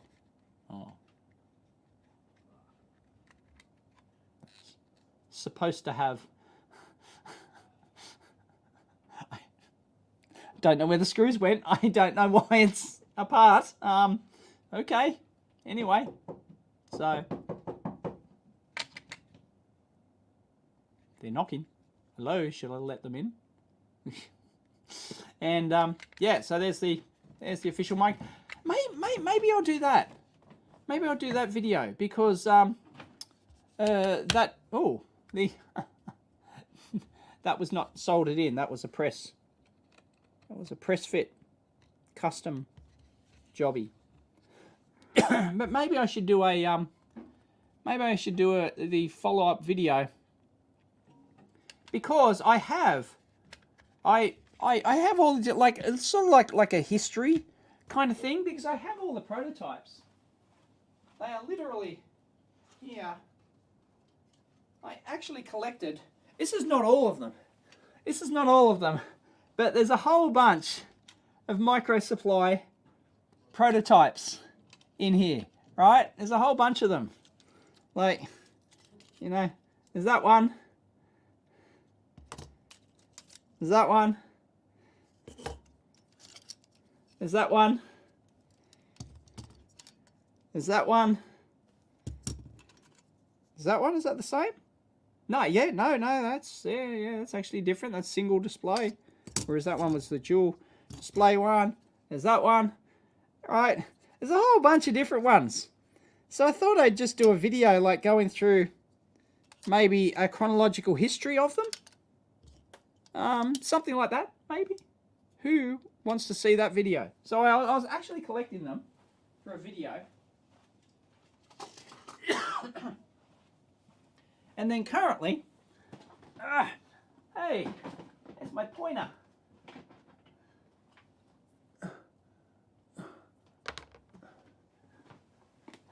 And this is what remains. This is the micro supply box. So the micro supply box has, you know, prototypes. It's got cases. It's got stencils. It's got bare PCBs. It's got, you know, tons of baggies. Well, they could be worth a fortune. I think there's some STM micros in there. Could be worth something. Yeah, there's, you know, membrane keypads. You know, there's all sorts of stuff. So that's the micro supply kit of parts, but I'm never going to finish it, so don't ask. I just have no interest in finishing it. So it got to where it is, and that's it.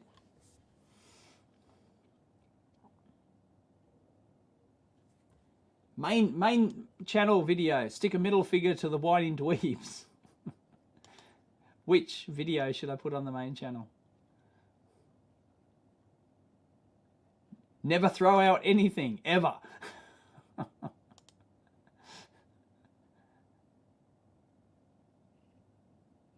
Micro supply plastic coffin.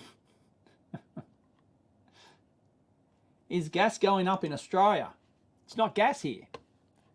Petrol. We don't have gas. Well, we do. Gas is what comes to your house in a little pipe and you run your barbie with it.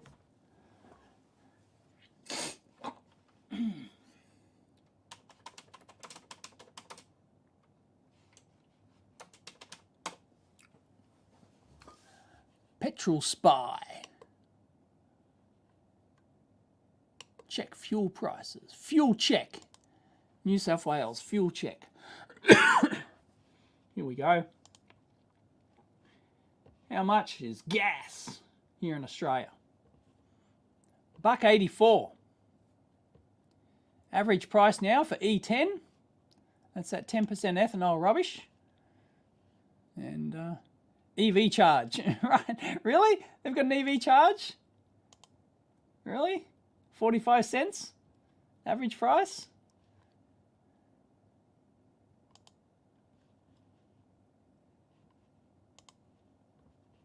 Is there a map? Fuel near me. Here we go. There's Sydney. There's the Opera House. The Harbour Bridge, which is the Carlisle Expressway. So that is the bridge. The Sydney, famous Sydney Harbour Bridge is what connects Australia here to New Zealand, up here. And their map doesn't work. Their map, oh no, there we go. There we go, there we go. 175, 171. It's generally cheaper out west, 167 on the Great Western Highway. Up to, you know, if you get into your poshy suburbs, over here it's going to cost more. $2.17, $2.17, $2.19. Wow, wow. So it ranges from like $1.70, yeah, $1.70 to $2.20 Wow. That's a big difference. There you go. Yeah, it's cheap. Petrol's cheap. Trust me. I used to work in the oil survey industry. Spent a decade in the oil survey industry. I know all about searching for oil. I know how much it costs. I know how much... It is cheap. Do not ever, ever, ever complain about the price of gas. Petrol. Because you don't know what the fuck you're talking about. So there you go. Petrol is cheap. Fill it up.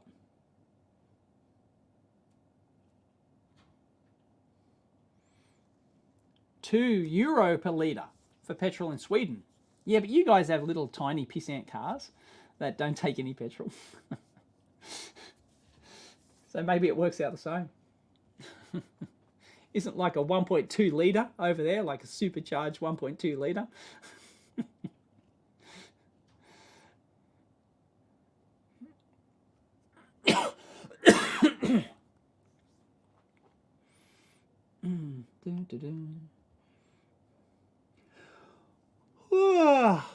Anyway, unless there's any last minute questions, I should probably go and do something productive, like make a video.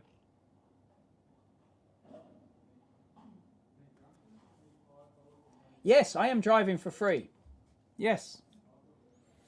Does not cost us anything. Usually.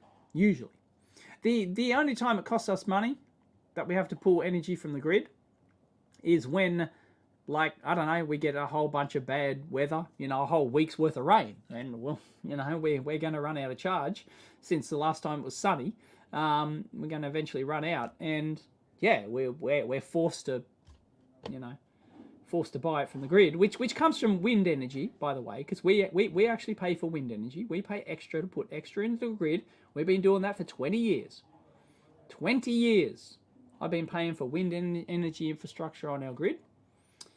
So when we do charge it from the grid, so piss off to anyone who says that my EV is being fueled with fossil fuel. Piss off. It is not. Well, you know, if you want to look in the incidentals, somebody had to make the windmills. Somebody had to make the wind turbines, right? And, you know, et cetera, et cetera. Somebody had to make the solar panels, et cetera, right? But if you ignore that, like, you know, no, there is no direct burning of coal to charge my EV. Anyone who makes that argument is a dickhead. Demonstrably wrong. So yeah, it actually costs us nothing, because when we get home, we plug the car in, and if a little bit of sun comes out, the excess energy, because we don't use much power during the day, you know, like, you know, maybe if we got the washing machine on or something, you know, maybe if the oven's on or something like that, then that might chew up all our solar and we don't have any excess solar. But most of the time during the day, yeah, we've got excess solar, a lot of excess solar, and it'll just, or the Zappy will automatically put it into the car. So we do actually essentially have battery storage at home. It's just our car. That's it. So that's why I'm not going to get a battery storage solution. There's just, like, there is zero financial benefit in it for us. We don't have enough excess power. So I don't know. I won't rule it out, but I'm in no rush to get, you know, a storage battery that's a third the size. Even, like, you know, decent size home storage battery is 1/3 the size of my car battery. I've already got this gigantic car battery. We just fill it up. Do I think nuclear power is the future? Nuclear power is the future for those who already have it. I do not understand. I do not understand, if you've already got nuclear power infrastructure and plants, why you'd want to shut them down. You're a fucking idiot. Seriously. Seriously freaking stupid. If you've already got them and you are shutting them down because some, you know,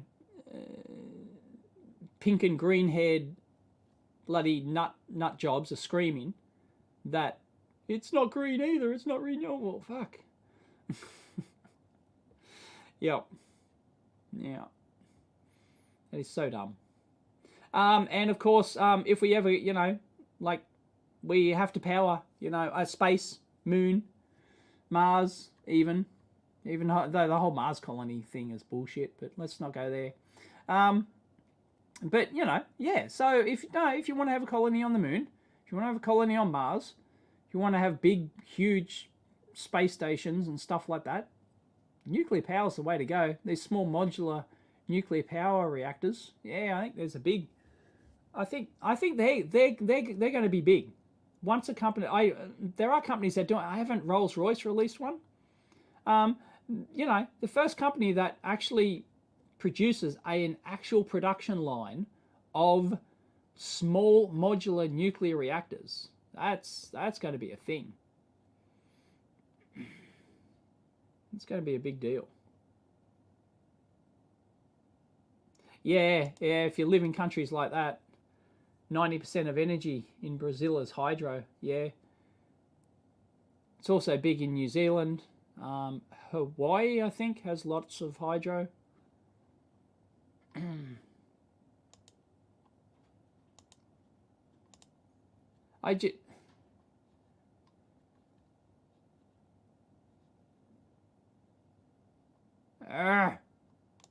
There we go. I just did 2 fundamental videos in a row. and I copped a lot of shit for it.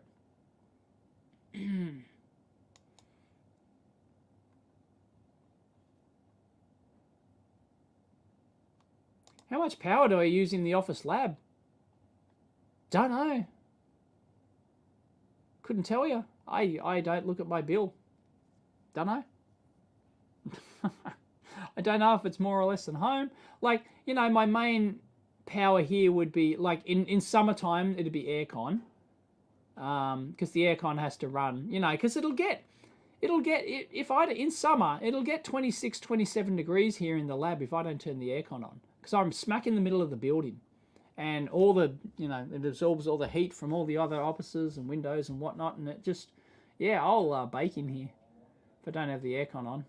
But now, like, I don't have the aircon on. It's comfortable, 22 degrees, something like that. So, yeah. The aircon failed here. It failed. I thought it was mine, but it wasn't. It was the building system. So apparently they've bodged it, and it's still working, but they need to replace it or something. I don't know. Thankfully, that won't come directly out of my pocket yet. Well, it has, technically, or already in my strata fees. Oh, yeah, the moon's going to happen way before Mars. Moon colony is going to happen way, way, way before Mars. The Mars colony is bullshit. Like, we'll get there. Like we'll send someone, and then we'll get them back. They might stay there. They might not survive. But yeah, nah, it's bullshit. The moon, though. Jesus. Moon tourism's going to be huge. Mark my freaking words. Moon tourism. It's going to be enormous. I reckon in 10 years, moon tourism will be a thing.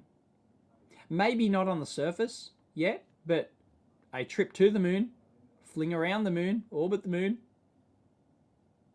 Yep, this decade. This decade. That's going to be a thing.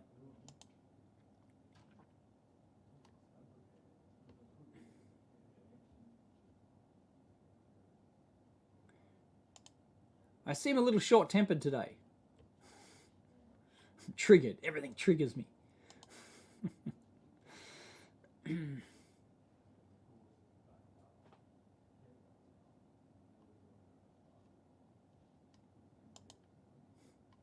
The government has no idea what to do. Oh. Dickheads. Seriously. Put an extension program in place. Refit it. I don't know. What do you do to an old... well, maybe it's an old design. I don't know. The Coburg nuclear power station. But I don't know. Like, surely you'd refit it. Surely you'd modernize it. Surely you can extend it.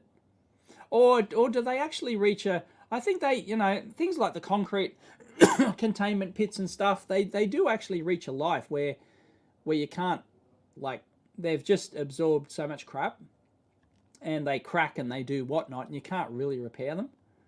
I think that is actually a thing. But I don't know, how much does it cost to refit a nuclear power plant? Dave isn't short-tempered, he's an Aussie. That's it.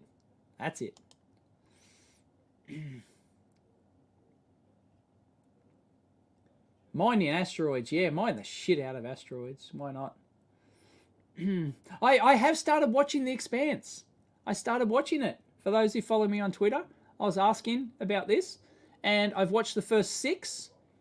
I have watched the first 6 episodes of The Expanse, and I do like it. Although I'm sitting there going, yeah, okay, this is cool, but how do they feed everyone? So, not answered yet. So I had to go, spoiler alert, I had to go, right, so I'm on board, right? I'm willing to, okay, so they're mining the ice, right? They're getting their water from the belt, right? From Ceres, right? Ceres on the, in the asteroid belt. That's where one of the big colonies is. That's where it's set, basically. Ceres. Ceres? And so that's where it sits. Okay, right, they're mining that. Yeah, they've got these huge space tugs which drag the ice back and stuff like that. And that's where you get the water. Okay, I'm totally on board. Right, and then I'm just thinking, how the fuck are they feeding everyone? And then, so I had to cheat. I had to Google it. And apparently, yeah, further on in this series, they explain that. Or it might be early on in the books, but they don't do it in the movies, apparently. Maybe I missed it. I don't know. But yeah, they the food production happens on one of where does it happen? On one of the moons. All the food production happens on Ganymede, right? I think that's where they produce all their food. So I go, okay, right, well, fair enough. All right, they've got to produce it all there, and then they ship it. All right, well, all right, I'll let them off. The breadbasket of the belt. Yes, the breadbasket, yes. Can you just hold the ladder for a second? Breadbasket of the belt.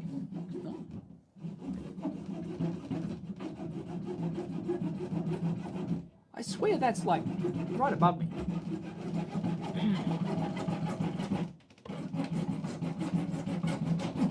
I used to be into the 100. I'll have to go have a look.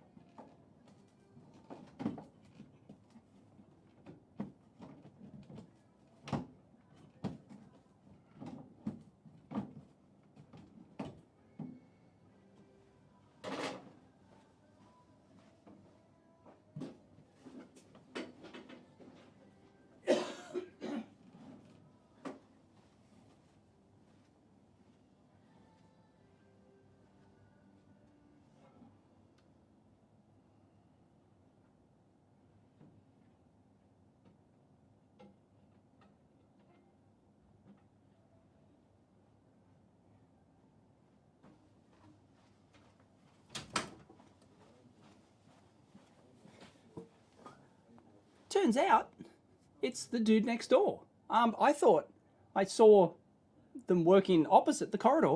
Apparently it's the dude behind this wall here. I'm not showing anything. No. There you go. He's empty. He's empty. So there you go. I don't know. Is he moving out? I gotta get on top of this. Maybe he's selling. Maybe he's finally selling. Anyway, the guy behind this wall here, he's been here forever, and he's been here longer than I have. He's owned it longer than I have. He's a one-man band business, and he's hardly ever there. He's I see he goes to Hillsong. His kids go to Hillsong, and so his car will be parked here on a Sunday or whatever, because his parking spot is right next door to mine downstairs, and and he's hardly ever here, right? And maybe selling or something. I don't know, but yeah, it seems empty. No. Anyway, there's something happening. I didn't see it come up for sale, so I don't know. Maybe he's fitting it out, but I don't know. He's been like this one. He's got like software consulting company or something, and he's been a one-man band forever. So I don't know. Buy it. Yeah, I should have bought the one behind that wall. I almost did. Like, I was this close. This close to buying it. They wanted $330,000 for it. $330,000 for 75 square meters. So yeah, I would have. Yeah, I should have bought that. I should have bought it, but at the time I didn't really need the space, and and then combined with this place, it was like over $500,000 worth, and I thought, oh geez, that's a lot of money tied up in my own office, but then the metro train line went in and prices skyrocketed. So that place now is worth like it was $330,000 I could have bought it for, and then it was snapped up by an accountant, and that's who's owned it ever since. So I've got an accountant next door, and they $330,000 for 75 square meters. Well, the other thing is that it didn't really have a window. Like it's in the middle, like my one is, So it's like it's in the center, and it's like, I like if I was going to spend the extra coin, I wanted a freaking window on the outside of a building, maybe a balcony or something. So there's reasons why I didn't get it, but with hindsight, paid $330. It's now worth $700 at least. $700. Yep. $750 maybe. Yep. Should have bought it. Anyway, if this one does go for sale behind this wall here, it's the same size as mine. It's actually 50 square meters. It's the same size. 50 square meters. Once again, it's not. It's in the middle, so there's no windows, but it's 50 square meters, so I could double my space. Yep.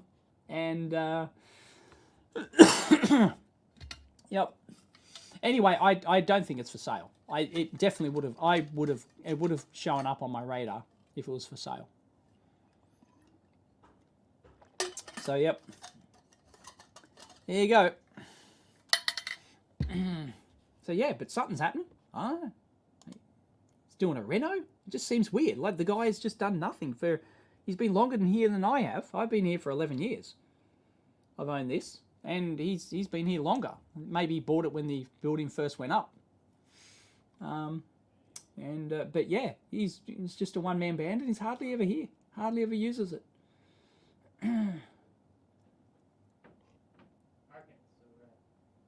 But I've actually got a lot of space now. Oh, hang on. Sorry, I missed your thing. I'll get there in a sec.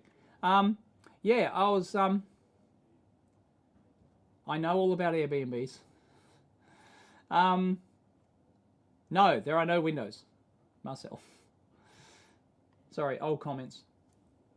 Yeah, I'm 5 minutes behind on comments. What was I going to say? I was going to say something. I now completely forget. Anyway, yeah, it just makes no sense. If, like, why he'd be fitting it out. It's just one big open space, but it seems empty now. Like, everything seems to be, like, actually cleared out. There's a lounge still in there, and there's a whatnot, but, yeah, he had a lot more stuff in there. So, I don't know. It wouldn't make sense. Like, you would just sell it as is. You wouldn't fit it out. You wouldn't pay to fit it out and then sell it, because it doesn't gain you anything. So yeah, because people want their own type, they want their own choice in fit out. So a place like this with no windows and 50 square meters, which is not huge, then yeah, you're just better off leaving it as one big open plan office and just let it and selling it. So if you were selling it, maybe he's renting it out.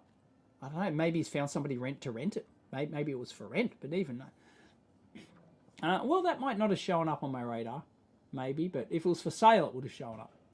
Yeah, so maybe he's finally realised he doesn't need it anymore. Because I was actually going to rent some space from him. And, I spoke to him. This was before I originally moved to the space with the balcony where I was editing my videos. So that's a long time ago now. And so that was slightly before that. And he said, oh, yeah, I'm thinking about renting out some space. I don't really use it that much. I'm thinking about, I'm so glad I didn't wait for him because he never got around to it. But yeah, maybe that's a thing now. Maybe he's actually renting it out. He's found a tenant. He needs the income, and he's renting it out. So, but yeah, anyway, that's worth $500,000, same as my lab here. So if I was to sell this, it's worth $500,000. I could probably get $500,000 for it, maybe. Close to that. That's what it would go for. That's what they would put it on the listing as. So $10,000 a square meter. I paid under 4. I paid $3,900 a square meter. Jesus. I swear they're just there. Yep, it's going to be a burger. Thank you, Ali6X944. How, in your opinion, is it possible for non-nuclear equipped countries to acquire nuclear technology? Also, what core technologies are preferable? I don't know about the core technologies and stuff. I'm not really across them, so I can't speak on that. But Australia is one of these countries, right? We have no nuclear capability whatsoever. We have one small medical nuclear reactor here, which is here in Sydney, but which produces medical isotopes and stuff. But we basically have no fundamental expertise here in any nuclear aspect of nuclear engineering. But we will be getting this shortly because we're now getting the nuclear subs.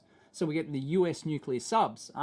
We'll probably just buy like a second-hand nuke sub, right? So with that, the US have, they, along with that, becomes the expertise as well. So we'll have people trained up and we'll have I think, once that really starts to happen for real, then we'll start to build up the expertise here. But it's hard. If you've got no nuclear expertise at all, like there's no nuclear, as far as I know, there's no nuclear training university, like you can't go to university and get a degree in nuclear engineering or something like that. It's just, I don't think that's a thing here, right? We've just got nothing. So it's really hard. It's really hard. And there's a big push against, anti-nuclear push here. But I guess the nuclear subs is kind of like different, like, because people don't get a direct say in that. The government just does a deal and says, yep, it's done, kind of thing. But as far as nuclear reactors, because that's the problem, right? It's if we made the decision to go, even if there was the political will, it was the will of the people, we went, well, you want nuclear power now, right? It's 10 years, it's a decade before you can build up the expertise, build the reactors, get them operational. It's minimum of a decade. You can spin them up faster if you've got local talent, right? But we just have nothing. We've got no one here who knows anything about it.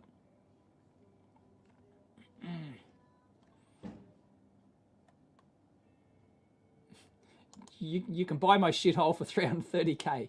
Okay, Coda, where is your shithole? What, I assume you're in the US somewhere? Buy real estate, they're not making any more. Yep. I live in Oregon, you can get a Harry Potter closet for less than 500k. Anyway, yeah, I do have a lot of space. I've got 50 square meters. I've got a 44 square meter bunker, and I now have a 31 square meter dungeon. So I've actually got a lot of space. Add those three up. I've actually got a significant amount of space. So I don't need any more space. So even if that came up for sale, I'm not gonna, you know, maybe you could argue that I could buy it as an investment, as a commercial investment. Like, basically, even if I bought next door, I would not use it for anything. I would not move in. I don't think I'd bother. I would, like, because that'd be a waste of money, right? Because you could rent it out for $25,000 a year or something, which is not a huge return. It's only like 5% return on your money. But in theory, right, you could argue, I don't know, for the future use, I could, you know. But then again, in the future, if I want something bigger, I want a freaking window, you know. So it's not really the best thing. So I'm not too beat up about not buying behind that wall there at 330,000. Back then, yeah, I would have doubled my money, but I still wouldn't have had a window. Right.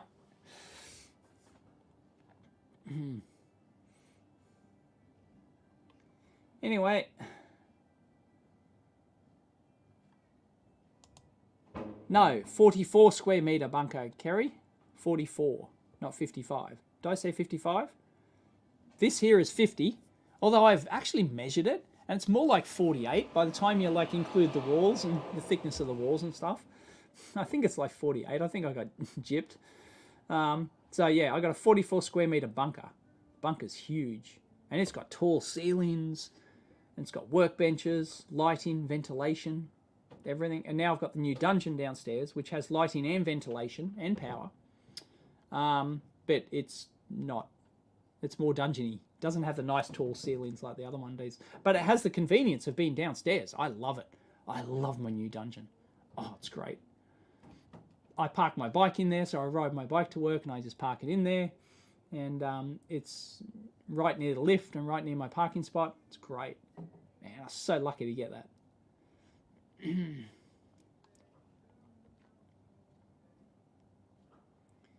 Any solar power update? Not really. Not really. No. There's nothing worth updating. Nope, sorry, I'm not renting bunker storage space. Any dumpster finds? Nah, it's been nothing in the dumpster. It's been very depressing. Nothing I can do about it. Like, there's just, I don't know, I think everyone's tossed out all the computers that they're ever going to toss out. No, there's just nothing left. There's nothing in there. Every day or every second day I go in there, and there's just no. I'll go in there again on my way down to get my burger at lunch. I'll pop in, you know, that's part of my ritual, right? Every time I pop outside, I go past the dumpster room, have a peek inside. There's nothing there. Yep, it's just nothing. Dungeon sounds so pleasantly naughty. Yeah, it's kind of growing on me. Dungeon's kind of, one is the bunker, because it feels like a bunker. And I do technically have a nuclear fallout sign in there. So, you know, yeah. Whereas this one's technically bunkery underground too. It just doesn't have quite the same feel to it.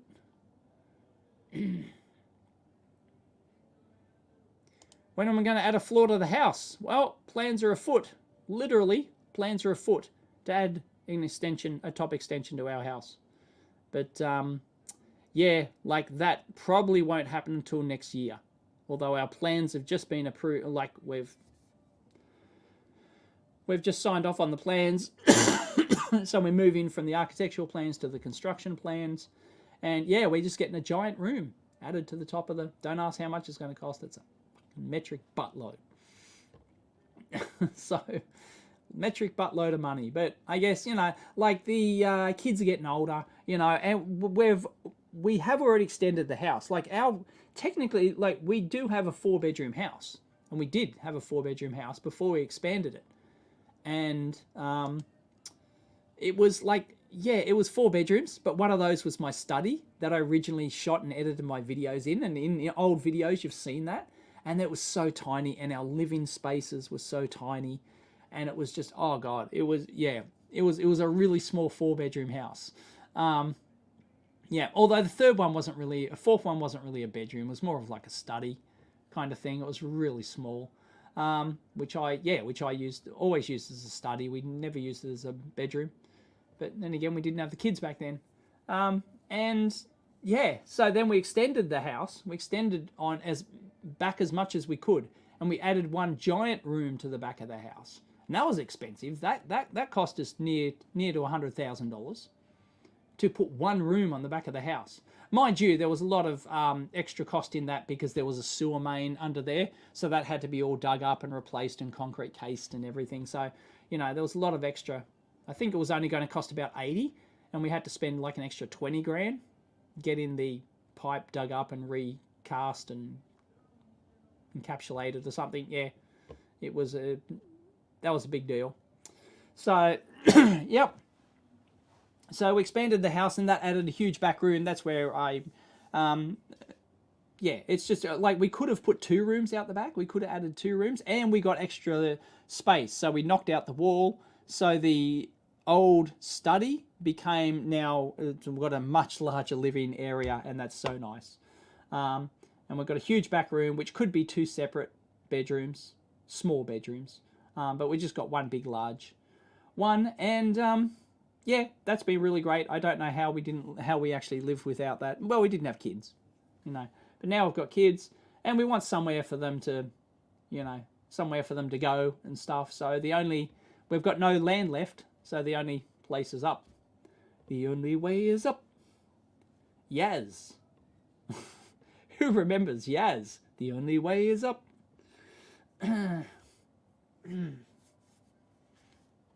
Yep. So yeah. So it's happening, but there's a big building here. Builders are going out of business like crazy. Our builder mate that we've got, he's not going out of business, but he's got so much work he probably can't do it until next year. So yeah, and there's a timber short, there's a lumber shortage, and there's all sorts of things happening to the building industry at the moment. So yeah, but plans are afoot. Yeah, that's the back. Yeah, the back room with the dodgy electricity, with the dodgy aircon system. Yeah, that's it. Yep. So yeah. So we're just going to add one big. We decided just to add one gigantic great room. It'll have like a vaulted ceiling, maybe a mini cathedral ceiling. It's just one big huge room. So we'll lose some of the lounge room for a staircase to go up. Anyway. So that's going to cost double what the other one cost us. But we figure, why the hell not? If you're going to spend money upgrading your lifestyle, I guess. Are you using existing bearing walls or adding member steel or piers? No, it'll just be the existing wooden frame roof. So we aren't going with brick. If we went with brick, because our house is a brick veneer house with a wood frame inside, only single brick, not double. So we could actually match the brick on the top as well, but then it's a lot of extra weight, and you have to add, you've really got to add load bearing stuff and things like that. And you can do it half-assed. You can saw the bricks in half, apparently. So you can saw the bricks in half, so you're half the weight, so you get the brick appearance. You get the same brick appearance on the outside of the upper story, but you only get half the weight. So, and we just went, no, we're not that fussed with having it matched. Although when we did the extension on the house, we matched the brick. Man, it's amazing. Considering that the house was like 18 years old or something, the brick was 18, 20 years old or something, and we matched the brick, and you basically can't tell. You can't tell. They did such a good job. And extending the roof and everything. You cannot tell that our house was actually extended. You can't pick it. It's amazing. They did an amazing job. So yeah, cannot pick it. So yeah, the top room will just have, it'll just be a cladding, just be like a white cladding or something.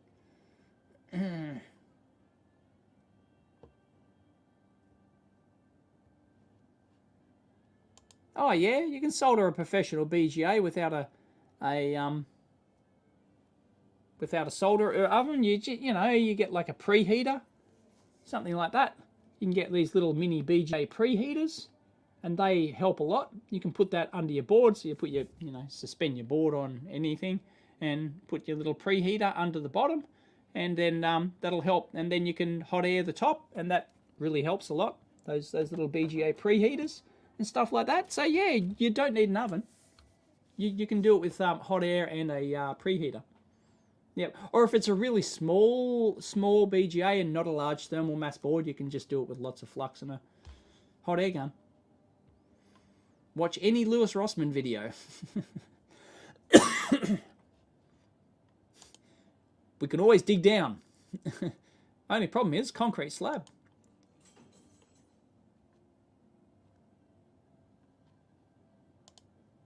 Did I get something from the lab equipment store? How many people don't watch the start of the video? Oh, no, it's gone. Anyway, I did, at the start of the video, I did post a video of my stash that I got from the lab equipment store. I posted the link. It's in the chat somewhere. So if you go way back in the chat, you should be able to find the link to my, or somebody can post it again. Somebody can post it. A link to my second channel, hidden, super secret squirrel hidden second channel video.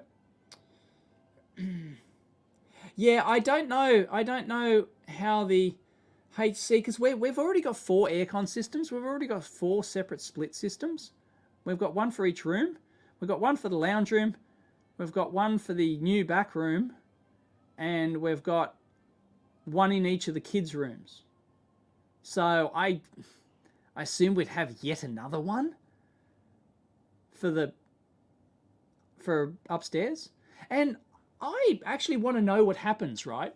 Because we've got those, see, because once you put the top floor on, you can't access the roof, that roof space anymore, right? And that roof space has all of our cabling, has all the plumbing for the aircon systems and stuff like that, which are in internal walls, which will be over the roof. So I don't know, like, are they sealed forever?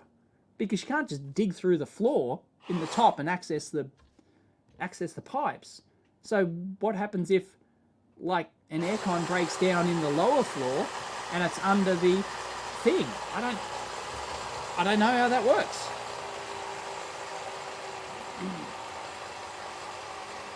Yeah, we're going, yes. His's EEVblog is obsessed with making it hugely super energy efficient. Yeah, we're getting all sorts of advanced fancy stuff. We're even getting it modeled, apparently. We're getting it professionally thermally modeled. So yeah, that's a thing she's into, because she's an eco-scientist, you know, she's really into that sort of shit. So yep, so it will be as thermally efficient as humanly possible. Not really a gamer, no. Anyway, maybe I should go. I think I've been here long enough. Yeah, look, yeah, come on, yeah. I'm out of here.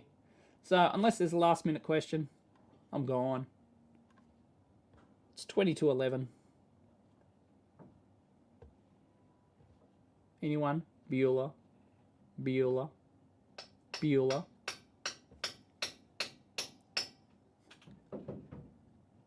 I swear it's right there.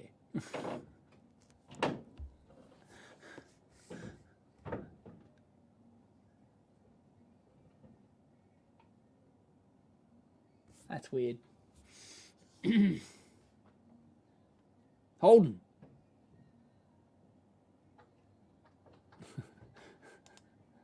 Not in Sydney. Not in Sydney, it's not.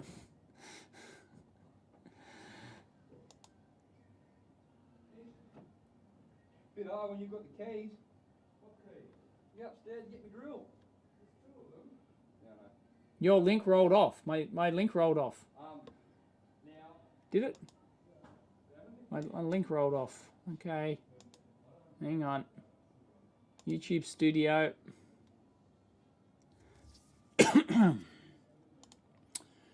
Content. Boom.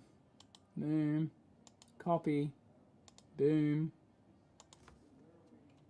Boom. I'll probably add it to my second my Odyssey channel. Probably fully release it on my Odyssey channel, I think. So I'll do an upload there. I will release it as an Odyssey exclusive, not just a Patreon exclusive, because not many people watch it. I've got like 1,400 patrons or something, and I upload a video to Patreon, and it's like, it might get 30 views. So, I don't care about the new Star Trek. Didn't even know there was one.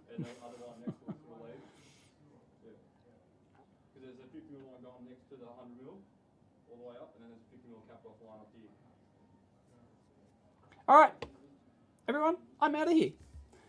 I gotta wait another, gotta wait almost another hour before I can get another hour before I can order my burger. Damn it, I'm hungry.